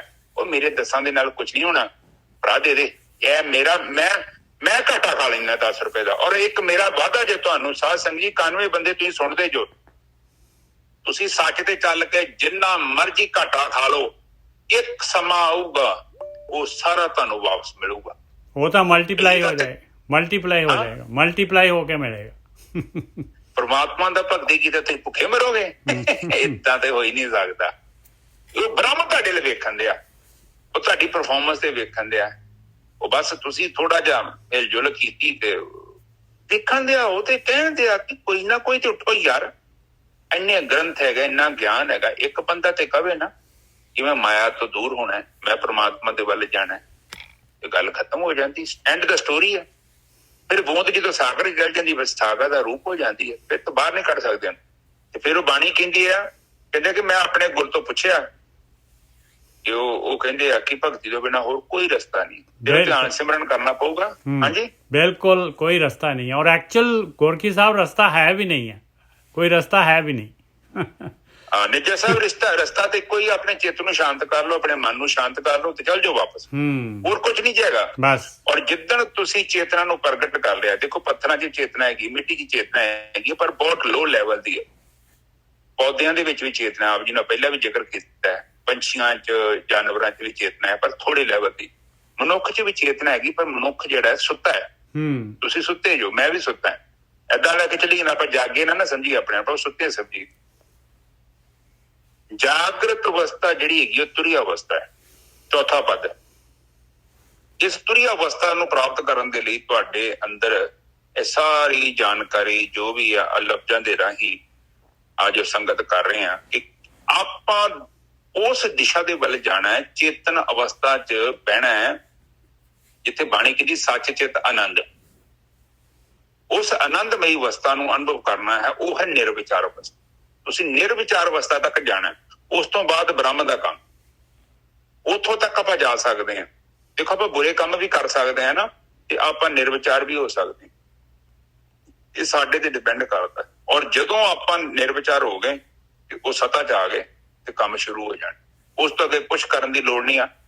ਉਸ ਤੋਂ ਬਾਅਦ ਬ੍ਰਹਮ ਦੀ ਜ਼ਿੰਮੇਵਾਰੀ ਹੈ। ਜਿੱਦਾਂ ਆਪਾਂ ਇੱਕ ਕਿਸ਼ਤੀ ਨੂੰ ਛੱਡ ਦਈਏ ਤੇ ਆਪਾਂ ਕਹਿ ਨੀ ਦਿੰਦੇ ਗਾਈਡ ਨੂੰ, ਨਿੱਜਾ ਸਾਹਿਬ ਮਲਾਹ ਨੂੰ ਕਹਿੰਦੇ ਕਿ ਬਈ ਮੈਨੂੰ ਨਾ ਉਸ ਕਿਨਾਰੇ ਤੇ ਛੱਡ ਦੇ, ਪਰ ਮੈਨੂੰ ਰਸਤੇ ਦਾ ਨਹੀਂ ਪਤਾ। ਫਿਰ ਉਹਦਾ ਕੰਮ ਹੈ ਮਲਾਹ ਦਾ ਕੰਮ। ਇਸੇ ਹੀ ਤਰ੍ਹਾਂ ਜਦੋਂ ਪ੍ਰਮਾਤਮਾ ਦੇ ਘਰ ਜਾਣਾ ਹੈ ਨਾ, ਤੇ ਪ੍ਰਮਾਤਮਾ ਨੂੰ ਜ਼ਿੰਮੇਵਾਰੀ ਦੇ ਦੀ ਹੈ, ਉਹ ਆਪਣੇ ਆਪ ਹੀ ਸਾਨੂੰ ਲੈ ਕੇ ਜਾਏਗਾ। ਇਹ ਵੀ ਉਹਦੀ ਜ਼ਿੰਮੇਵਾਰੀ ਨਿੱਜਰ ਸਾਹਿਬ। ਬਿਲਕੁਲ ਉਹਦੇ ਘਰ ਦਾ ਰਸਤਾ ਉਹ ਖੁਦ ਹੀ ਵਿਖਾ ਸਕਦਾ, ਦੂਜੇ ਬੰਦੇ ਨੂੰ ਕਿੱਥੋਂ ਪਤਾ ਨਿੱਜਰ ਸਾਹਿਬ। ਹਾਂ, ਉਹ ਤਾਂ ਕਹਿੰਦਾ ਤੂੰ ਗਲਤ ਪਾਸੇ ਨੂੰ ਚੱਪੂ ਮਾਰੀ ਜਾ ਰਿਹਾ, ਮੈਂ ਕੀ ਕਰਾਂ, ਤੂੰ ਉਹਨੂੰ ਬੰਦ ਕਰ ਤੇ ਮੈਂ ਆਪੇ ਤੈਨੂੰ ਲੈ ਜਾਊਂਗਾ। ਹਾਂ, ਹੁਣ ਨਾਲੇ ਸਾਧ ਸੰਗਤ ਜੀ, ਜੋ ਸੁਕਰਾਤ ਨੇ ਇੱਕ ਜਦੋਂ ਬੋਲਿਆ ਨਾ ਲਾਸਟ ਤੇ ਆ ਕੇ, ਸੁਕਰਾਤ ਕਹਿੰਦਾ ਹੈ ਜੋ ਵੀ ਮੈਂ ਬੋਲਿਆ ਮੇਰੀ ਜ਼ਿੰਦਗੀ ਦੇ ਵਿੱਚ, ਮੈਂ ਅੱਜ ਡਿਕਲੇਅਰ ਕਰਦਾ ਵਾਂ ਉਹ ਬਿਲਕੁਲ ਗਲਤ ਹੈ, ਬਿਲਕੁਲ ਵੀ ਗਲਤ ਹੈ। ਦੇਖੋ ਇੱਕ ਚੀਜ਼ ਨੂੰ ਸਮਝੋ, ਸੁਕਰਾਤ ਕੋਈ ਸ਼ਦਾਈ ਨਹੀਂ ਸੀ, ਬੜਾ ਵੱਡਾ ਇੱਕ ਫਿਲਾਸਫਰ ਹੋਇਆ, ਇੱਕ ਸੰਤ ਹੋਇਆ। ਆਖਰ ਤੇ ਜਿੰਨਾ ਵੀ ਆਪਾਂ ਬੋਲਦੇ ਹਾਂ ਪ੍ਰਮਾਤਮਾ ਦੇ ਬਾਰੇ ਨਹੀਂ ਬੋਲਿਆ ਜਾ ਸਕਦਾ। It is not possible. ਕਿੱਦਾਂ? ਜਿਵੇਂ ਤੁਸੀਂ ਇੱਕ ਦੁੱਧ ਦੇ ਬਾਰੇ ਦੱਸਣਾ ਸ਼ੁਰੂ ਕਰ ਦਿਓ ਕਿਸੇ ਬੰਦੇ ਨੂੰ ਕਿ ਖੀਰ ਏਦਾਂ ਦੀ ਹੁੰਦੀ ਹੈ, ਦੁੱਧ ਏਦਾਂ ਦਾ ਹੁੰਦਾ ਹੈ, ਕਿਤਾਬਾਂ ਪੜ੍ਹਨ ਦੇ ਨਾਲ, ਨਾ ਬੋਲਣ ਦੇ ਨਾਲ ਕੋਈ ਵੀ ਬੰਦਾ ਦੂਜੇ ਨੂੰ ਨਿੱਜਾ ਸਾਹਿਬ ਅਨੁਭਵ ਨਹੀਂ ਕਰਵਾ ਸਕਦਾ। ਨਹੀਂ। ਇਸੇ ਕਰਕੇ ਸੁਕਰਾਤ ਇਹ ਚੀਜ਼ ਨੂੰ ਡਿਕਲੇਅਰ ਕਰਦਾ ਕਿ ਅੱਖਰਾਂ ਦਾ ਵਿਸ਼ਾ ਨਹੀਂ ਹੈਗਾ, ਉਹ ਪੜ੍ਹਨ ਤੇ ਲਿਖਣ ਦਾ ਵਿਸ਼ਾ ਨਹੀਂ ਹੈਗਾ, ਉਹ ਅਨੁਭਵ ਦਾ ਵਿਸ਼ਾ ਹੈ। ਜਿੱਦਾਂ ਤੂੰ ਘੁੱਟ ਪੀ ਲਿਆ ਤੇ ਫਿਰ ਤੈਨੂੰ ਕਿਸੇ ਕਿਤਾਬ ਨੂੰ ਪੜ੍ਹਨ ਦੀ ਲੋੜ ਨਹੀਂ, ਤੈਨੂੰ ਪਤਾ ਲੱਗ ਜਾਣਾ ਕਿ ਉਹ ਗ੍ਰੰਥਾਂ 'ਚ ਕੀ ਲਿਖਿਆ ਹੈ। ਔਰ ਜਦ ਤੱਕ ਬਾਣੀ ਫਿਰ ਅੱਗੇ ਉਹਨੇ ਕਹਿੰਦੀ ਜਬ ਜਾਨਾ ਤਬ ਹੀ ਮਾਨਾ। ਨਿੱਜਾ ਸਾਹਿਬ ਬਿਲਕੁਲ, ਗੱਲੀ ਬਾਤੀ ਕਿਤੇ ਨਾ ਵਿਸ਼ਵਾਸ ਕਰ ਲਿਓ ਬ੍ਰਹਮ ਗਿਆਨੀ ਹੈ, ਫਲਾਨਾ ਟਿਮਕਾ ਤੁਹਾਨੂੰ ਆਸ਼ੀਰਵਾਦ ਦੇਤਾ, ਨਾਮ ਦੇਤਾ, ਦਾਨ ਦੇਤਾ, ਉਹ ਸਭ ਗੱਲਾਂ। ਬਾਣੀ ਪ੍ਰੈਕਟੀਕਲ ਅਨੁਭਵ ਦੀ ਗੱਲ ਕਰਦੇ ਜੋ। ਉਹ ਕਹਿੰਦੇ ਜਬ ਜਾਨਾ ਤਬ ਹੀ ਮਾਨਾ। ਤੇਰੇ ਮਨ ਨੇ ਉਹਨਾਂ ਚਿਰ ਸਟਾਪ ਨਹੀਂ ਹੋਣਾ ਜਿੰਨਾ ਚਿਰ ਤੱਕ ਉਹ ਨਿਰਵਿਚਾਰ ਬ੍ਰਹਮ ਨੂੰ ਵੇਖ ਨਹੀਂ ਲੈਂਦਾ। ਇਹੋ ਜ਼ਿੰਦਗੀ ਦਾ ਮਕਸਦ ਆ। ਗਿਆਨ ਹਮੇਸ਼ਾ ਹੀ ਉਹ ਪ੍ਰਾਪਤ ਕਰਨਾ ਹੈ ਜਿਹੜਾ ਆਪਣਾ ਅਨੁਭਵ ਹੋਵੇ। ਜਿਹੜਾ ਮੈਂ ਕਿਸੇ ਤੋਂ ਸੁਣਿਆ, ਕਿਸੇ ਤੋਂ ਪੜ੍ਹਿਆ, ਨਿੱਜਾ ਸਭ ਉਹ ਮੇਰਾ ਅਨੁਭਵ ਥੋੜੀ, ਉਹ ਤੇ ਕਿਸੇ ਹੋਰ ਦਾ। ਠੀਕ ਹੈ ਜੀ, ਬਿਲਕੁਲ। ਹਾਂਜੀ। ਤੇ ਅੱਗੇ ਮਹਾਰਾਜ ਜਿਹੜੇ ਹੈਗੇ ਹੋਰ ਦੱਸ ਰਹੇ, ਕਹਿੰਦੇ ਕਿ ਦੇਖ, ਹੋਰ ਤੇਰੇ ਕੋਲ ਬਹੁਤ ਵਧੀਆ ਘਰ ਮਹਿਲ ਮਾੜੀਆਂ, ਬਹੁਤ ਸੋਹਣੀ ਜਨਾਨੀ ਤੇਰੇ ਕੋਲ ਹੋ ਜੇ ਧਰਤੀ ਤਾਂ ਹੀਰੇ ਲਾਲ ਜੜਤੀ ਪਲੰਗ ਲਾਲ ਜੜਾਓ। ਕਹਿੰਦੇ ਧਰਤੀ ਤੇਰੀ ਹੈ, ਤੇਰੇ ਐਸੇ ਹੀਰੇ ਲਾਲ ਜਵਾਹਰਾਤ ਜਿਹੜੇ ਹੈਗੇ ਤੇਰੇ ਰਹਿਣ ਦੇ ਵਾਸਤੇ ਬਣ ਜਾਏ, ਤੇ ਪਲੰਗ ਲਾਲ ਜੜਾਓ। ਤੇਰਾ ਪਲੰਗ ਜਿਹੜਾ ਹੈਗਾ, ਤੇਰੀ ਸ਼ੈਨ ਸੌਣ ਦਾ ਜਿਹੜਾ ਹੈਗਾ, ਕਹਿੰਦੇ ਉਹ ਲਾਲ ਹੀਰਿਆਂ ਦਾ, ਕੀਮਤੀ ਹੀਰਿਆਂ ਦਾ ਜੜਿਆ ਹੋਏ। ਮੋਹਣੀ ਮੁਖ ਮਣੀ ਸੋਹੈ ਕਰੇ ਰੰਗ ਪਸਾਓ। ਔਰ ਤੇਰੇ ਕੋਲ ਇਸਤਰੀ, ਤੇਰੀ ਘਰਵਾਲੀ ਜਿਹੜੀ ਹੈਗੀ ਬਹੁਤ ਹੀ ਸੋਹਣੀ ਹੋਏ, ਔਰ ਉਹਦੇ ਮੱਥੇ ਤੇ ਜਿਹੜੀ ਹੈਗੀ ਕਾਫੀ ਕੀਮਤੀ ਜਿਹੜੀ ਆ ਮਣੀ ਹੋਏ, ਸ਼ੋਭਦੀ ਹੋਏ, ਔਰ ਤਰ੍ਹਾਂ ਤਰ੍ਹਾਂ ਦੇ ਜਿਹੜੇ ਹੈਗੇ ਉਹ ਰੰਗ ਪਸਾਓ, ਮਤਲਬ ਜਿਹੜਾ ਹੈਗਾ ਫੈਸ਼ਨ ਕਰਦੀ ਹੋਏ। ਮਤ ਦੇਖ ਭੂਲਾ ਵੀਸਰੈ ਤੇਰਾ ਚਿੱਤ ਨਾ ਆਵੇ ਨਾਉ। ਕਹਿੰਦੇ ਦੇਖ ਆਹ ਸਾਰੀਆਂ ਚੀਜ਼ਾਂ ਜਿਹੜੀਆਂ ਹੈਗੀਆਂ ਦੇਖ ਕੇ ਜਿਹੜਾ ਹੈਗਾ ਕਿਤੇ ਤੂੰ ਜਿਹੜਾ ਹੈਗਾ, ਮੈਂ ਜਿਹੜਾ ਹੈਗਾ ਇਹਦੇ ਵਿੱਚ ਮੈਂ ਕਿਤੇ ਭੁੱਲ ਨਾ ਜਾਵਾਂ। ਮੈਂ ਭਗਤੀ ਜਿਹੜੀ ਹੈਗੀ ਮੇਰੇ ਜੀਵਨ 'ਚੋਂ ਭਗਤੀ ਜਿਹੜੀ ਹੈਗੀ ਕਿਤੇ ਭਗਤੀ ਖੁੱਸ ਨਾ ਜਾਏ। ਆ ਮੇਰੇ ਉੱਤੇ ਮਿਹਰ ਕਰ ਦੇ। ਇਸ ਤੋਂ ਅੱਗੇ ਜਿਹੜਾ ਹੈਗਾ ਆਖਰੀ ਮਹਾਰਾਜ ਆਖਰੀ ਨੇ ਇਸ ਤੋਂ ਇੱਕ ਬੰਦ ਹੋਰ ਹੈਗਾ, ਉਹ ਸਿੱਧਾਂ ਦੀਆਂ ਗੱਲਾਂ ਕਰ ਰਹੇ ਆ। ਸਿੱਧ ਹੋਵਾਂ ਸਿੱਧ ਲਾਈ ਰਿੱਧ ਆਖਾਂ ਆਓ। ਕਹਿੰਦੇ ਮੈਂ ਐਸੀ ਸਿੱਧੀਆਂ ਪ੍ਰਾਪਤ ਕਰ ਲਾਂ, ਸਿੱਧੀ ਲਾ ਕੇ ਮੈਂ ਐਸਾ ਜਿਹੜਾ ਹੈਗਾ ਸ਼ਕਤੀ ਮੇਰੇ ਅੰਦਰ ਆ ਜਾਏ ਕਿ ਮੈਂ ਜਿਹੜਾ ਹੈਗਾ ਜੋ ਵੀ ਮੰਗਾਂ ਉਹ ਚੀਜ਼ ਆ ਜਾਏ। ਰਿੱਧ ਆਖਾਂ, ਰਿੱਧੀਆਂ ਆ ਜਾਣ ਮੈਨੂੰ। ਰਿੱਧੀ ਕਹਿੰਦੇ ਖਜ਼ਾਨੇ। ਰਿੱਧ ਆਖਾਂ ਆਓ, ਗੁਪਤ ਪ੍ਰਗਟ ਹੋਏ ਬੈਸਾਂ ਲੋਕ ਰਾਖੇ ਭਾਓ। ਔਰ ਮੈਂ ਆਪਣੇ ਆਪ ਨੂੰ ਇੰਨਾ ਛੋਟਾ ਕਰ ਲਵਾਂ ਕਿ ਬਈ ਬਿਲਕੁਲ ਹੀ ਗੁਪਤ ਹੋ ਜਾ, ਔਰ ਇਸ ਤਰੀਕੇ ਦੇ ਨਾਲ ਮੈਂ ਜਿਹੜਾ ਹੈਗਾ ਲੋਕੀ ਮੇਰੇ ਤੋਂ ਡਰਨ ਲੱਗ ਜਾਣ। ਆ ਮੇਰੇ ਕੋਲ ਰਿੱਧੀਆਂ ਸਿੱਧੀਆਂ ਆ ਜਾਣ। ਮਤ ਦੇਖ ਭੂਲਾ ਵੀਸਰੈ ਤੇਰਾ ਚਿੱਤ ਨਾ ਆਵੇ ਨਾਉ। ਕਹਿੰਦੇ ਕਿਤੇ ਇਹਨਾਂ ਨੂੰ ਦੇਖ ਕੇ ਮੈਂ ਭੁੱਲ ਨਾ ਜਾਵਾਂ। ਮੈਂ ਭਗਤੀ ਜਿਹੜੀ ਹੈਗੀ, ਪਰਮੇਸ਼ਰ ਦੀ ਬੰਦਗੀ ਜਿਹੜੀ ਹੈਗੀ, ਧਿਆਨ ਸਿਮਰਨ, ਮਾਲਕ ਦਾ ਨਾਮ ਜਿਹੜਾ ਹੈਗਾ ਮੇਰੇ ਚਿੱਤ 'ਚ ਨਾ ਆਏ। ਫਿਰ ਆਖਰੀ ਬੰਦ ਆ ਗਿਆ। ਕਹਿੰਦੇ ਹੁਕਮ ਸੁਲਤਾਨ ਹੋਵਾਂ ਮੇਲ ਲਸ਼ਕਰ ਤਖਤ ਰਾਖਾਂ ਪਾਉ। ਕਹਿੰਦੇ ਮੈਂ ਕਿਤੇ ਬਾਦਸ਼ਾਹ ਹੋ ਜਾਵਾਂ, ਇੰਨੀ ਫੌਜ ਇਕੱਠੀ ਕਰ ਲਾਂ ਔਰ ਮੈਂ ਤਖਤ ਦੇ ਉੱਤੇ ਜਿਹੜਾ ਹੈਗਾ ਬੈਠਾ, ਹੁਕਮ ਹਾਸਲ ਕਰੀ ਬੈਠਾ ਨਾਨਕਾ ਸਭ ਵਾਓ। ਔਰ ਇੰਨਾ ਮੇਰਾ ਹੁਕਮ ਚੱਲਦਾ ਹੋਏ, ਮੂੰਹ ਦੇ ਨਾਲ ਜੋ ਬੋਲਾਂ ਉਹੀ ਹੋਏ, ਮੇਰੇ ਮੂੰਹ ਦੇ ਬੋਲ ਜਿਹੜੇ ਹੈਗੇ ਆਰਡਰ ਹੋ ਜਾਏ। ਕਹਿੰਦੇ ਸਾਰਾ ਕੁਛ ਵਾਓ ਹੈ। ਕਹਿੰਦੇ ਸਾਰਾ ਕੁਛ ਵਾਓ ਹੈ। ਸਾਰਾ ਜਿਹੜਾ ਹੈਗਾ, ਜੇ ਮਾਲਕ ਪਰਮਾਤਮਾ ਦੀ ਮਤ ਦੇਖ ਭੂਲਾ ਵਿਸਰੈ ਤੇਰਾ ਚਿੱਤ ਨਾ ਆਵੇ ਨਾਉ। ਜੇ ਕਿਤੇ ਜਿਹੜਾ ਹੈਗਾ ਕਿਤੇ ਮੈਂ ਜਿਹੜਾ ਹੈਗਾ ਪਰਮੇਸ਼ਰ ਦੀ ਭਗਤੀ ਜਿਹੜੀ ਹੈਗੀ ਮੇਰੇ ਜੀਵਨ ਦੇ ਵਿੱਚੋਂ ਨਿਕਲ ਜਾਏ ਔਰ ਮੈਂ ਬੰਦਗੀ ਜਿਹੜੀ ਹੈਗੀ ਇਹਨੂੰ ਭੁੱਲ ਜਾਵਾਂ, ਮਾਲਕ ਪਰਮਾਤਮਾ ਨੂੰ ਭੁੱਲ ਜਾਵਾਂ। ਕਹਿੰਦੇ ਐਸਾ ਆਹ ਚੀਜ਼ ਜਿਹੜੀ ਹੈਗੀ ਆ ਮੇਰੇ ਉੱਤੇ ਮਿਹਰ ਕਰ, ਮੈਨੂੰ ਜਿਹੜਾ ਹੈਗਾ ਮੈਂ ਕਿਤੇ ਮੇਰੇ ਅੱਗੇ ਜਿਹੜਾ ਹੈਗਾ ਮੈਨੂੰ ਸ਼ਕਤੀਆਂ ਮਿਲ ਜਾਣ, ਮੈਨੂੰ ਜਿਹੜਾ ਹੈਗਾ ਸਾਰੀ ਮਾਇਆ ਮਿਲ ਜਾਏ, ਮੈਨੂੰ ਰੂਪ ਆ ਜਾਏ। ਇਹ ਮਾਇਆ ਤਰ੍ਹਾਂ ਦੇ ਚੋਗੇ ਖਿਲਾਰੇ ਅਤੇ ਮੈਂ ਜਿਹੜਾ ਹੈਗਾ ਤੈਨੂੰ ਨਾ ਭੁੱਲਾਂ। ਇਸ ਮਨੁੱਖੀ ਜੂਨ ਦੇ ਵਿੱਚ ਮੈਂ ਜਿਹੜਾ ਹੈਗਾ ਆਪਣੀ ਬੰਦਗੀ ਕਰਕੇ ਜਿਹੜਾ ਹੈਗਾ ਆਪਣਾ ਜਿਹੜੇ ਹੈਗੇ ਆਪਣਾ ਜਿਹੜਾ ਹੈਗਾ ਟਾਰਗੇਟ ਜਿਹੜਾ ਹੈਗਾ ਉਹ ਫਲ ਜਿਹੜਾ ਹੈਗਾ ਪ੍ਰਾਪਤ ਕਰ ਲਵਾਂ। ਹਾਂਜੀ ਵੀਰ ਜੀ। ਹੁਣ ਸਾਧ ਸੰਗਤ ਜੀ ਇੱਥੇ ਬਾਣੀ ਆਪਾਂ ਨੂੰ ਇਹ ਸਮਝਾ ਰਹੀ ਹੈ ਕਿ ਜ਼ਿੰਦਗੀ ਦਾ ਜਿਹੜਾ ਤੇਰਾ ਮਕਸਦ ਹੈ ਉਹਨੂੰ ਹਮੇਸ਼ਾ ਹੀ ਅੰਦਰ ਰੱਖਣਾ ਹੈ। ਮਨ ਦੇ ਅੰਦਰ ਰੱਖਣਾ ਹੈ ਕਿ ਮੈਂ ਜਾਣਾ ਕਿੱਥੇ ਹੈ। ਦੇਖੋ ਇੱਥੇ ਮੈਂ ਹੁਣ ਦਿੱਲੀ ਆਇਆ ਵਾਂ, ਮੇਰਾ ਮਕਸਦ ਇੱਥੇ ਰਹਿਣਾ ਨਹੀਂ ਹੈ। ਮੇਰਾ ਮਕਸਦ ਇੱਥੇ ਮੈਂ ਛੋਟਾ ਮੋਟਾ ਕੰਮ ਕਰਨਾ ਹੈ, ਮੈਂ ਆਪਣੀ ਪੜ੍ਹਾਈ ਦੇ ਸੰਬੰਧ ਵਿੱਚ ਆਇਆ। ਮੇਰਾ ਮੇਨ ਜਿਹੜਾ ਮਕਸਦ ਹੈ ਆਪਣੇ ਘਰੇ ਵਾਪਸ ਜਾਣਾ। ਠੀਕ ਹੈ ਜੀ। ਇਸੇ ਹੀ ਤਰ੍ਹਾਂ ਇਹ ਜੀਵਨ ਹੈ, ਇਹ ਸੰਸਾਰ ਹੈ, ਇਹਦੇ ਵਿੱਚ ਬੜੇ ਤਮਾਸ਼ੇ ਨੇ, ਬਹੁਤ ਰੰਗ ਨੇ। ਇਹ ਰੰਗ ਬਸ ਜਸਟ ਕਿ ਅੱਖਾਂ ਦਾ ਛਲਾਵਾ ਹੈ। ਵੈਸੇ ਛਲਾਵੇ ਦਾ ਮਤਲਬ ਇਹ ਨਹੀਂ ਕਿ ਨਹੀਂ ਹੈਗੇ ਨੇ, ਉਹ ਸਾਹਮਣੇ ਤੇ ਭੋਗ ਹੈਗੇ ਨੇ, ਤੁਸੀਂ ਭੋਗ ਸਕਦੇ ਜੋ। ਪਰ ਬਾਣੀ ਕਹਿੰਦੀ ਆ ਕਿ ਜਿਹੜਾ ਦੂਜਾ ਭਾਵ ਹੋਇਆ ਉਹ ਏਡਾ ਵਧੀਆ ਨਹੀਂ ਹੈਗਾ, ਕਿਉਂਕਿ ਜਿੰਨਾ ਤੂੰ ਇੱਥੇ ਰੁਕੇਗਾ ਨਾ ਤੇਰਾ ਸਫ਼ਰ ਮੁੱਕਣਾ ਨਹੀਂ ਹੈ। ਜਦੋਂ ਆਪਾਂ ਕਿਸੇ ਵੱਡੇ ਟਾਰਗੇਟ ਤੇ ਜਾਣਾ ਹੈ, ਕਿਸੇ ਦੂਰ ਦਰਾਡੇ ਪਹੁੰਚਣਾ ਹੈ ਨਾ, ਇੱਥੇ ਮੈਂ ਮਸਤੀ ਹੋ ਕੇ ਬੈਠਾ ਵਾਂ, ਮੈਂ ਇੱਥੇ ਰੰਗਾਂ ਤਮਾਸ਼ਿਆਂ 'ਚ ਬੈਠਾ, ਭੋਗਾਂ ਨੂੰ ਭੋਗ ਰਿਹਾ। ਤੇ ਫਿਰ ਉਹ ਕਹਿੰਦੇ ਕਿ ਬੇਸ਼ੱਕ ਤੈਨੂੰ ਸੰਸਾਰ ਦੇ ਸੁੱਖ ਮਿਲ ਜਾਣ, ਦੁਨੀਆ ਭਰ ਦੇ ਰਿੱਧੀਆਂ ਸਿੱਧੀਆਂ ਮਿਲ ਜਾਣ, ਪਰ ਤੇਰੀ ਜ਼ਿੰਦਗੀ ਦਾ ਉਹ ਮਕਸਦ ਨਹੀਂ ਆ। ਉਹ ਕਿਉਂ ਸਾਨੂੰ ਸਮਝਾ ਰਹੇ ਨੇ ਕਿ ਰਿੱਧੀਆਂ ਹੀ ਹੋ ਜਾਂਦੀਆਂ। ਤੁਸੀਂ ਵੇਖੋ ਨਾ, ਆਮ ਬੰਦੇ ਪੋਲੀਟੀਸ਼ੀਅਨ ਹੁੰਦੇ ਨੇ, ਮਾੜਾ ਜਿਹਾ ਮੂੰਹ ਤੋਂ ਲਫ਼ਜ਼ ਕੱਢਿਆ ਹਜ਼ਾਰਾਂ ਬੰਦੇ ਮੰਨਣ ਨੂੰ ਤਿਆਰ ਹੁੰਦੇ ਨੇ। ਕਿਉਂ? ਕਿਉਂਕਿ ਪਾਵਰ ਹੈ ਮੂੰਹ 'ਚ। ਮਾੜਾ ਜਿਹਾ ਸਾਈਨ ਕਰ ਦਿੰਦਾ, ਉਹਦੇ ਸਾਈਨ ਦੇ ਉੱਤੇ ਬੜੀਆਂ ਵੱਡੀਆਂ ਪੁਲ, ਬ੍ਰਿਜ, ਬੜੀਆਂ ਵੱਡੀਆਂ ਬਿਲਡਿੰਗਾਂ ਬਣ ਜਾਂਦੀਆਂ ਨੇ। ਪਤਾ ਨਹੀਂ ਕੀ ਕੁਝ ਬਣ ਜਾਂਦਾ। ਹੁਣ ਵੇਖੋ ਉਹ ਰਸ਼ੀਆ ਦਾ ਜਿਹੜਾ ਦੇਸ਼ ਹੈ, ਉਹ ਕਿੱਦਾਂ ਉਹਨੇ ਕਹਿਤਾ ਮੂੰਹ 'ਚ ਲਫ਼ਜ਼ ਕਹਿਤਾ ਵੀ ਯਾਰ ਬੰਬ ਸੁੱਟ ਦੋ। ਨਜ਼ਰ ਸਾਹਿਬ ਕਿੱਦਾਂ ਆਰਮੀ, ਉਹ ਵੇਖੋ ਆਰਮੀ ਕੋਈ ਬੁੱਧੀ ਨਹੀਂ ਹੈਗੀ, ਕਿਉਂਕਿ ਉਹਨੇ ਲਿਖਤਾ ਹੈ ਵੀ ਆਹ ਕੰਮ ਕਰ ਦੋ। ਬਾਣੀ ਕਹਿੰਦੀ ਹੈ ਕਿ ਜੇਕਰ ਤੇਰੀ ਜ਼ਿੰਦਗੀ 'ਚ ਤੈਨੂੰ ਇੰਨੀ ਵੀ ਸੋਝੀ ਨਹੀਂ ਹੈਗੀ, ਤੂੰ ਜਿਹੜਾ ਸ਼ਕਤੀ ਦਾ ਇਸਤੇਮਾਲ ਕਰ ਰਿਹਾ ਹੈ, ਇਹ ਕਿਉਂ ਕਰ ਰਿਹਾ ਔਰ ਕਿਸ ਲਈ ਕਰ ਰਿਹਾ? ਔਰ ਕਿਤੇ ਇਹ ਨਹੀਂ ਹੋ ਰਿਹਾ ਕਿ ਤੂੰ ਇਸ ਸ਼ਕਤੀ ਦੇ ਚੱਕਰ 'ਚ ਤੂੰ ਆਪਣਾ ਸਮਾਂ ਬਰਬਾਦ ਕਰ ਲੈ। ਔਰ ਏਦਾਂ ਲੱਗੇ ਰਹਿੰਦੇ ਨੇ ਨਿਆਣਿਆਂ ਵਾਂਗੂ, ਲੋਕੀ ਖੇਡਦੇ ਰਹਿੰਦੇ ਨੇ। ਉਹ ਸੋਚਦੇ ਨੇ ਕਿ ਮੇਰੇ 'ਚ ਬੜੀ ਸ਼ਕਤੀ ਆ।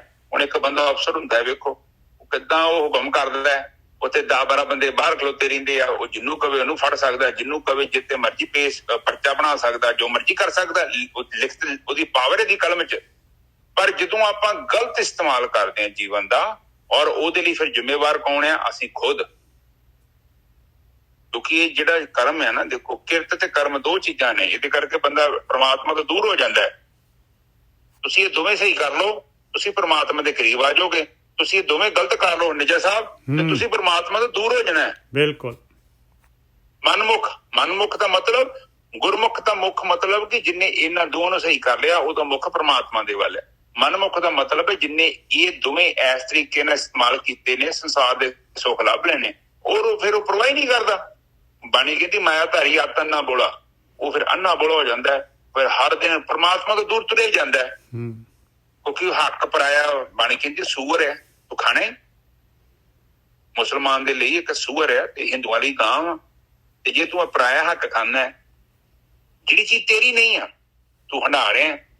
ਜਿੱਦਾਂ ਮੁਸਲਮਾਨ ਦੇ ਲਈ ਸੂਰ ਹਰਾਮ ਹੈ, ਹਿੰਦੂ ਲਈ ਗਾਂ ਹਰਾਮ ਹੈ, ਉਸੇ ਤਰ੍ਹਾਂ ਹੀ ਤੇਰੇ ਜੀਵਨ 'ਚ ਜਿਹੜੀ ਬੁਰਾਈ ਹੈ ਨਾ, ਇਹ ਹਰਾਮ ਹੈ। ਔਰ ਇਸ ਨੂੰ ਨਾ ਕਰ। ਨਜਰ ਸਾਹਿਬ ਅੱਜ ਦੀ ਵਿਚਾਰ ਇੱਥੇ ਹੀ? ਹਾਂਜੀ ਬਿਲਕੁਲ ਬਿਲਕੁਲ ਠੀਕ ਹੈ ਵੀਰ ਜੀ। ਬਸ ਠੀਕ ਹੈ ਸਾਧ ਸੰਗਤ ਜੀ। ਗੱਲਾਂ ਜਿੱਥੇ ਮਰਜ਼ੀ ਘੁਮਾ ਕੇ ਲੈ ਜਾਓ। ਗੱਲਾਂ ਤੇ ਇਹ ਕਹਿੰਦੀਆਂ ਨੇ, ਆਪ ਜੀ ਨੇ ਪਹਿਲਾਂ ਵੀ ਵਿਚਾਰ ਕੀਤੀ ਹੈ ਕਈ ਵਾਰੀ। ਬਾਣੀ ਕੀ ਕਹਿੰਦੀ ਆ? ਪਹਿਲੀ ਗੱਲ, ਵਿਮਲ ਕੀਰਤੀ ਬਣ ਜਾ। ਜੋ ਬਾਣੀ ਕਹਿੰਦੀ ਆ ਕਰ ਦੇ, ਗੱਲ ਖਤਮ ਹੋ ਗਈ। ਪਰ ਜੇ ਵਿਮਲ ਕੀਰਤੀ ਆਪਾਂ ਨਹੀਂ ਬਣ ਸਕਦੇ, ਸਾਡੇ ਅੰਦਰ ਉਹਨਾਂ ਸੰਕਲਪ ਨਹੀਂ ਆ, ਸਾਡੇ 'ਚ ਅਜੇ ਇੰਨੀ ਪਾਵਰ ਨਹੀਂ ਹੈਗੀ, ਕਿਉਂਕਿ ਕਮਾਂਡਰ ਕੋਈ ਹੋਰ ਆ, ਫਿਰ ਬਾਣੀ ਕਹਿੰਦੀ ਹੈ ਤੂੰ ਭਗਤੀ ਕਰ। ਔਰ ਤੇਰੇ ਕੋਲ ਕੋਈ ਆਪਸ਼ਨ ਨਹੀਂ ਹੈਗਾ ਨਿਜਾ ਸਾਹਿਬ। ਬਿਲਕੁਲ ਸਹੀ ਗੱਲ ਆ। ਬਿਲਕੁਲ ਵਿਮਲ ਕੀਰਤੀ ਬਣਨ ਵਾਸਤੇ ਭਗਤੀ ਕਰਨੀ ਪਊਗੀ। ਕਿਉਂਕਿ ਵਿਮਲ ਕੀਰਤੀ ਜੇ ਮੇਰੇ 'ਚ ਵੀ ਬੜੇ ਔਗਣ। ਬਾਣੀ ਤੇ ਕਹਿੰਦੀ ਹੈ ਜਾਨਤ ਵੀ ਔਗਣ ਕਰੇ, ਵੇਚ ਤੇ ਨਹੀਂ ਆ ਕਿ ਕਿਸੇ ਨੂੰ ਪਤਾ ਨਹੀਂ ਆ। ਛੋਟੇ ਬੱਚੇ ਨੇ ਅਣਜਾਣਪੁਣੇ 'ਚ ਕੀਤਾ। ਬਾਣੀ ਕਹਿੰਦੀ ਏਦਾਂ ਦੀ ਗੱਲ ਨਹੀਂ ਹੈਗੀ, ਇਹਨੂੰ ਪਤਾ ਹੈ ਫਿਰ ਵੀ ਕਰਦਾ। ਕਿਉਂਕਿ ਤੁਹਾਡੇ ਜਿੱਦਾਂ ਪੈਰੀਆਂ ਦੇ ਵਿੱਚ ਤੁਸੀਂ ਵੇਖਿਆ ਨੀ, ਪੈਰੀਆਂ 'ਚ ਆਪਾਂ ਖਾਲ ਬਣਾਉਂਦੇ ਆ। ਪਾਣੀ ਦੀ ਆਪਣੀ ਕੋਈ ਮਰਜ਼ੀ ਨਹੀਂ ਹੁੰਦੀ। ਜਿੱਥੇ ਆਪਾਂ ਖਾਲ ਬਣਾਇਆ ਨਾ, ਪਾਣੀ ਲੰਘੂਗਾ ਓਦਾਂ ਹੀ। ਉਹਨਾਂ ਰਸਤਿਆਂ ਥਾਣੀ ਲੰਘਣਾ। ਇਸ ਕਰਕੇ ਜਿਹੜੇ ਆਪਾਂ ਖਾਲ ਟੇਢੇ ਮੇਢੇ ਗਲਤ ਬਣਾਏ ਆ ਨਾ, ਦੇਖੋ ਇੱਕ ਚੀਜ਼ ਨੂੰ ਆਪ ਸਮਝੋ, ਪਾਣੀ ਨੂੰ ਤੇ ਰੋਕ ਨਹੀਂ ਸਕਦਾ ਕਿਉਂਕਿ ਮਗਰੋਂ ਪਾਣੀ ਆ ਰਿਹਾ, ਪਰ ਪਾਣੀ ਨੂੰ ਆਪਾਂ ਗਲਤ ਜਗ੍ਹਾ ਤੇ ਜਾਣ ਨਹੀਂ ਦੇਣਾ। ਆਪਾਂ ਕੀ ਕਰਨਾ, ਖਾਲ ਨੂੰ ਮੋਡੀਫਾਈ ਕਰਨਾ ਹੈ ਔਰ ਉਸ ਨੂੰ ਉਸ ਜਗ੍ਹਾ 'ਚ ਲੈ ਕੇ ਜਾਣਾ ਹੈ ਜਿੱਥੇ ਨੁਕਸਾਨ ਨਹੀਂ ਹੈ। ਬਾਣੀ ਕਹਿੰਦੀ ਹੈ ਐਸਾ ਕਰਮ ਮੂਲ ਨਾ ਕੀਜੀਏ ਜਿਤ ਅੰਤ ਪਛਤਾਏ। ਹਾਂਜੀ ਹਾਂਜੀ, ਐਸਾ ਕੰਮ ਮੂਲੇ ਨਾ ਕੀਜੀਏ ਜਿਤ ਅੰਤ ਪਛਤਾਏ। ਬਿਲਕੁਲ ਬਿਲਕੁਲ ਨਹੀਂ ਕਰਨਾ ਚਾਹੀਦਾ। ਪਛਤਾਉਣਾ ਤਾਂ ਆਪਾਂ ਨੂੰ ਹੀ ਪੈਣਾ, ਜੀਵਨ ਆਪਣਾ ਹੈ। ਬਾਣੀ ਕਹਿੰਦੀ ਇਹਦਾ ਮਤਲਬ ਕਿ ਆ ਗਿਆ ਚਿੱਤ 'ਚ ਵਿਚਾਰ ਕਿ ਕੰਮ ਕਰਦੇ, ਪਰ ਬਾਣੀ ਕਹਿੰਦੀ ਨਾ ਕਰੇ, ਕਿਉਂਕਿ ਬੀਜ ਹੈਗਾ ਹੀ। ਬੀਜ ਹੀ ਅਜੇ ਤੇ ਮਿੱਟੀ 'ਚ ਦੱਬਿਆ ਨਹੀਂ, ਉਹ ਪਰ ਜਿੱਦਾਂ ਤੂੰ ਕਰਤਾ ਨਿਜਸਨ ਦੱਬਿਆ ਗਿਆ ਜੋ ਮਿੱਟੀ 'ਚ। ਫਿਰ ਬਸ ਬਸ ਬਸ ਆਪ ਸਮਝਦੇ ਸਾਧ ਸੰਗਤ ਜੀ। ਤੁਸੀਂ ਬੀਜ ਲੈਣ ਦਾ ਕਰੇ, ਮੇਰੇ ਕੋਲ 5-6 ਕਿਸਮ ਦੇ ਬੀਜ ਪਏ, ਮੰਨ ਲਓ ਮੈਂ ਅਜੇ ਬੀਜੇ ਨਹੀਂ ਆ। ਬੀਜਣ ਦਾ ਮਤਲਬ ਤੁਸੀਂ ਕਰਮ ਕਰਤਾ, ਲਓ ਜੀ ਪੈ ਗਿਆ ਪਟਾਕਾ। ਹੁਣ ਫਿਰ ਉਹ ਪ੍ਰੋਸੈਸ 'ਚ ਆ ਗਿਆ। ਪ੍ਰਕਿਰਤੀ ਕਹਿੰਦੀ ਹੁਣ ਤੇਰੀ ਟੈਨਸ਼ਨ ਨਹੀਂ ਆ, ਹੁਣ ਮੇਰੀ ਟੈਨਸ਼ਨ ਹੈ, ਇਹਨੂੰ ਮੈਂ ਵੱਡਾ ਕਰਨਾ। मैं क्योंकि मल्टीप्लाई तूं- करूंगी। ਹਾਂ ਮੈਂ ਕਰੂੰਗੀ ਮਲਟੀਪਲਾਈ। ਫਿਰ ਮਲਟੀਪਲਾਈ ਕਿੱਦਾਂ ਕਰਦੀ ਹੈ? ਤੁਸੀਂ ਨਿੱਕਾ ਜਿਹਾ ਵੇਖੋ ਪਿੱਪਲ ਬੋਰਡ ਦਾ ਕਿੰਨਾ ਛੋਟਾ ਬੀਜ ਵੇਖ ਕੇ ਮੇਰੇ ਕਾ ਕਹੂਗਾ ਉਹ ਮੈਨੂੰ ਤੁਸੀਂ ਹੁਣੇ ਫੜਾਓ ਨਾ ਮੇਰੇ ਹੱਥ 'ਚ ਕੀ ਆ ਜੀ ਬੋਰਡ ਦਾ ਬੀਜ ਹੈ ਜੀ ਚਰਨਜੀਤ, ਉਹ ਬੜਾ ਵੱਡਾ ਹੋਣਾ ਹੈ। ਉਹ ਮੈਂ ਕਹਿਣਾ ਇਹ ਖਸਖਾਸ ਦੇ ਦਾਣੇ ਤੋਂ ਵੀ ਛੋਟਾ ਹੈਗਾ, ਇੱਥੇ ਕਿੱਥੇ ਕੁਛ ਨਿਕਲ ਸਕਦਾ ਹੈ, ਪਰ ਉਹਦੇ ਅੰਦਰ ਹੈਗਾ ਜੀ। ਅਬ ਜਸਟ ਸੋਚੋ ਪ੍ਰਮਾਤਮਾ ਕੀ ਹੈ। ਇਹਨੇ ਸੋਚਿਆ ਖਸਖਸ ਦੇ ਦਾਣੇ ਤੋਂ ਛੋਟੇ ਦਾਣੇ ਚ ਐਡਾ ਵੱਡਾ ਰੁੱਖ ਤੇ ਪਤਾ ਹੀ ਨਹੀਂ ਕਿੰਨੇ ਹਜ਼ਾਰ ਸਾਲ ਉਹਦੀ ਉਮਰ।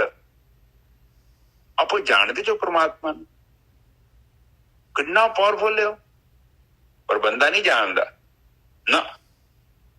ਇਹ ਬਾਣੀ ਜਿੰਨੀ ਵੀ ਹੋਈ ਆ, ਜਿੰਨੀ ਕਹੀ ਗਈ ਆ, ਕੇਵਲ ਸਾਡੇ ਮਨ ਦੀ ਕਾਉਂਸਲਿੰਗ ਆ। ਸਾਡੇ ਅੰਦਰ ਜਿਹੜਾ ਵਿਵੇਕ ਬੁੱਧੀ ਹੈ ਨਾ ਥੋੜੀ ਜਿਹੀ ਹੁੰਦੀ ਹੈ, ਥੋੜੀ ਜਿਹੀ ਜਿਹੜੀ ਸਾਡੇ ਅੰਦਰ ਉਗਦੀ ਹੈ, ਉਸ ਨੂੰ ਇਹ ਚੈਲੰਜ ਕਰਦੀ ਹੈ, ਉਹਨੂੰ ਜਗਾਉਣ ਦੀ ਕੋਸ਼ਿਸ਼ ਕਰਦੀ ਹੈ ਕਿ ਤੂੰ ਓਏ ਭੋਲਿਆ ਤੂੰ ਕੌਣ ਆ? ਉਹ ਤੂੰ ਪਰਮਾਤਮਾ ਹੈ। ਤੂੰ ਕਿੱਥੇ ਬੈਠਾ ਹੈ? ਆ ਕਿੱਥੇ ਹੋਏ ਗੰਦਮੰਦ ਚ ਬੈਠਾ ਹੈ? ਤੈਨੂੰ ਸ਼ਰਮ ਨਹੀਂ ਆਉਂਦੀ? ਛੱਡ ਦੇ ਖੜਾ, ਚੱਲ ਇੱਧਰ ਆ, ਉਹ ਫਲਾਨਾ ਕੰਮ ਕਰੀਏ। ਕੇਵਲ ਬਾਰ-ਬਾਰ ਬਾਣੀ ਕਹਿ ਰਹੀ ਹੈ। ਜਿੱਦਾਂ ਇੱਕ ਨਸ਼ੇ ਕਰਨ ਵਾਲੇ ਬੰਦੇ ਨੂੰ ਆਪਾਂ ਬਾਰ-ਬਾਰ ਕਹਿੰਦੇ ਆ ਨਾ, ਉਹ ਮੁੰਡਿਆ ਤੂੰ ਪੁੱਤ, ਤੂੰ ਤੇਰਾ ਮਾਂ ਪਿਓ, ਹੁਣ ਆਪਾਂ ਨੂੰ ਕੀ ਕਹਿੰਦੇ ਆ? ਉਹਨੂੰ ਨੀ ਕਹਿੰਦੇ ਕਿ ਤੂੰ ਮਤਲਬ ਕੀ ਆ, ਆਪਾਂ ਕਹਿੰਦੇ ਵੇ ਤੇਰੇ ਪਿਓ ਦਾ ਨਾਂ ਕਿੰਨਾ, ਉਹ ਤੇਰੀ ਮਾਂ ਦਾ, ਤੇਰੇ ਮਾਪੇ ਕਿੰਨੀ ਮਿਹਨਤ ਕੀਤੀ, ਤੈਨੂੰ ਕਾਲਜ ਭੇਜਿਆ, ਯੂਨੀਵਰਸਿਟੀ ਚ ਭੇਜਿਆ, ਵੇ ਪੁੱਤ ਤੇਰੀ ਜ਼ਮੀਨ ਜਾਇਦਾਦ, ਤੇਰਾ ਨਾਂ, ਤੇਰੇ ਮਾਮਿਆਂ ਦਾ ਨਾਂ, ਤੇਰੇ ਹਨਾ ਦਾਦਕਿਆਂ ਸਾਈਡ ਤੇ ਸਾਰਾ ਕੁਝ ਆਪਾਂ ਕਹਿੰਦੇ ਉਹਨੂੰ ਕੀ ਕਹਿੰਦੇ ਆ?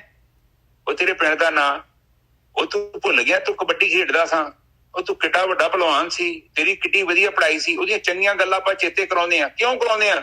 ਕਿ ਕਿਸੇ ਨਾ ਕਿਸੇ ਤਰੀਕੇ ਨਾਲ ਸਾਡੀ ਗੱਲ ਮੰਨ ਜੇ, ਔਰ ਜੇ ਮੰਨ ਜਾਂਦਾ ਤੇ ਉਹ ਨਰਕ ਚੋਂ ਬਾਹਰ ਆ ਜਾਂਦਾ, ਉਹ ਨਸ਼ਾ ਛੱਡ ਦਿੰਦਾ ਤੇ ਨਸ਼ੇ ਛੱਡਣ ਤੋਂ ਬਾਅਦ ਉਹਨੂੰ ਫਿਰ ਕਿਸੇ ਕੋ ਪੁੱਛਣ ਦੀ ਲੋੜ ਨਹੀਂ ਉਹਦੀ ਜ਼ਿੰਦਗੀ ਕਿੱਦਾਂ ਦੀ ਹੈ। ਇਹੋ ਹਿਸਾਬ ਸਾਡਾ ਹੈ। ਬਾਣੀ ਕੇਵਲ ਸਾਡੀ ਕਾਉਂਸਲਿੰਗ ਕਰਦੀ ਹੈ ਕਿ ਜਿੱਥੇ ਤੂੰ ਬੈਠਾ ਨਾ ਚਰਨਜੀਤ, ਉਹ ਜਗ੍ਹਾ ਵਧੀਆ ਨਹੀਂ ਹੈਗੀ ਤੇ ਤੂੰ ਉੱਥੋਂ ਬਾਹਰ ਆ ਜਾ, ਗੱਲ ਖਤਮ। ਬਾਹਰ ਆ ਜਾਏਗਾ ਤਾਂ ਸੁਖੀ ਹੋ ਜਾਏਗਾ। ਹਾਂਜੀ ਨਿੱਜਾ ਸਾਹਿਬ। ਹਾਂਜੀ ਵੀਰ ਜੀ, ਬਹੁਤ ਵਧੀਆ ਜੀ। ਚਲੋ ਜੀ, ਕਦੇ ਕਦੇ ਕਥਾ ਜੋਚ ਹੋ ਜਾਂਦੀ ਹੈ, ਨਹੀਂ ਪਰ ਕੀ ਕਰੀਏ। ਬਹੁਤ ਵਧੀਆ ਜੀ, ਬਿਲਕੁਲ ਵਧੀਆ। ਹਾਂ ਠੀਕ ਹੈ ਸਾਧ ਸੰਗਤ ਜੀ, ਅੱਜ ਦੀ ਵਿਚਾਰ ਇੱਥੇ ਸਮਾਪਤ ਕਰਦੇ ਹਾਂ। ਹੁਣ ਆਪਾਂ ਸਮਾਧੀ ਲੀਨ ਹੁੰਦੇ ਹਾਂ। ਏਕ ਓਂਕਾਰ ਸਤਨਾਮ ਕਰਤਾ ਪੁਰਖ ਨਿਰਭਉ ਨਿਰਵੈਰ ਅਕਾਲ ਮੂਰਤ ਅਜੂਨੀ ਸੈਭੰ ਗੁਰ ਪ੍ਰਸਾਦ। ਇਹ ਮੇਰੇ ਪਿਤਾ ਗਰੀਬ ਨੂੰ ਅੱਜ ਬਾਣੀ ਪੜ੍ਹਦੇ ਆ, ਵਿਚਾਰ ਕਰਦੇ ਆ, ਬਾਣੀ ਸਰਵਣ ਕਰਦੇ ਆ। ਇੱਕ ਨੇਕਾਂ ਪ੍ਰਕਾਰ ਦੀਆਂ ਭੁੱਲਾਂ ਅਤੇ ਗਲਤੀਆਂ ਹੋ ਗਈਆਂ, ਨਿਤਾਨ ਬੱਚੇ ਸਮਝ ਕੇ ਮਾਫ ਕਰੋ। ਅੱਗੇ ਤੋਂ ਸ਼ੁੱਧ ਅਤੇ ਸਪਸ਼ਟ ਬਾਣੀ ਪੜ੍ਹਨ ਦੀ ਆਗਿਆ ਬਖਸ਼ਣੀ। ਆਈਆਂ ਸੰਗਤਾਂ ਦੀ ਹਾਜ਼ਰੀ ਆਪਣੇ ਦਰ ਤੇ ਪ੍ਰਵਾਨ ਕਰਨੀ। ਸੁਮਤ ਬਖਸ਼ਣੀ, ਨਾਮਦਨ ਬਖਸ਼ਣਾ ਮੇਰੇ ਮਾਲਕ, ਦੇਹ ਨਿਰੋਗਤਾ ਬਖਸ਼ਣੀ। ਮੇਰੇ ਪਿਤਾ ਇੱਕ ਅਰਦਾਸ ਆਈ ਹੈ, ਇੱਕ ਮਾਤਾ ਆਪਣੇ ਬੱਚੇ ਦੀ ਅਰਦਾਸ ਕਰਦੀ ਹੈ। ਮੇਰੇ ਪਿਤਾ ਉਹਨਾਂ ਦੇ ਸਰੀਰ 'ਚ ਇੱਕ ਕਸ਼ਟ ਹੈ ਬੱਚੇ ਦੇ, ਉਹ ਬੱਚਾ ਬਹੁਤ ਬਿਮਾਰ ਹੈ।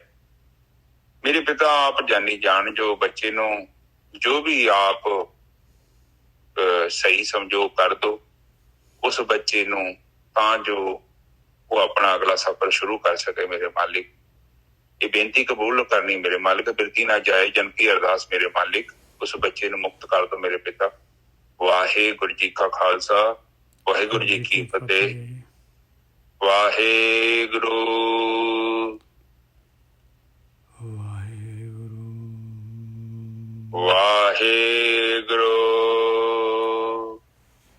ਵਾਹਿਗੁਰੂ ਵਾਹਿਗੁਰੂ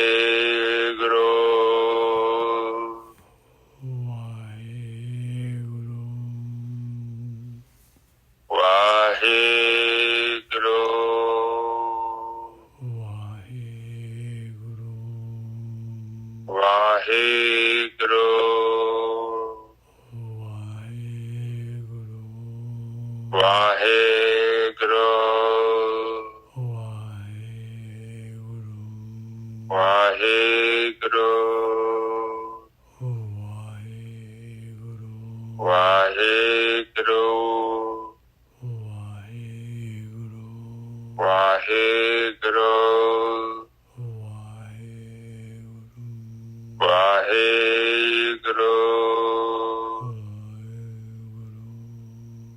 ਵਾਹਿਗੁਰੂ। ਅੰਗਦ ਜੀ ਤੁਸੀਂ ਚੁੱਪ ਹੋ ਜਾਓ। ਵਾਹਿਗੁਰੂ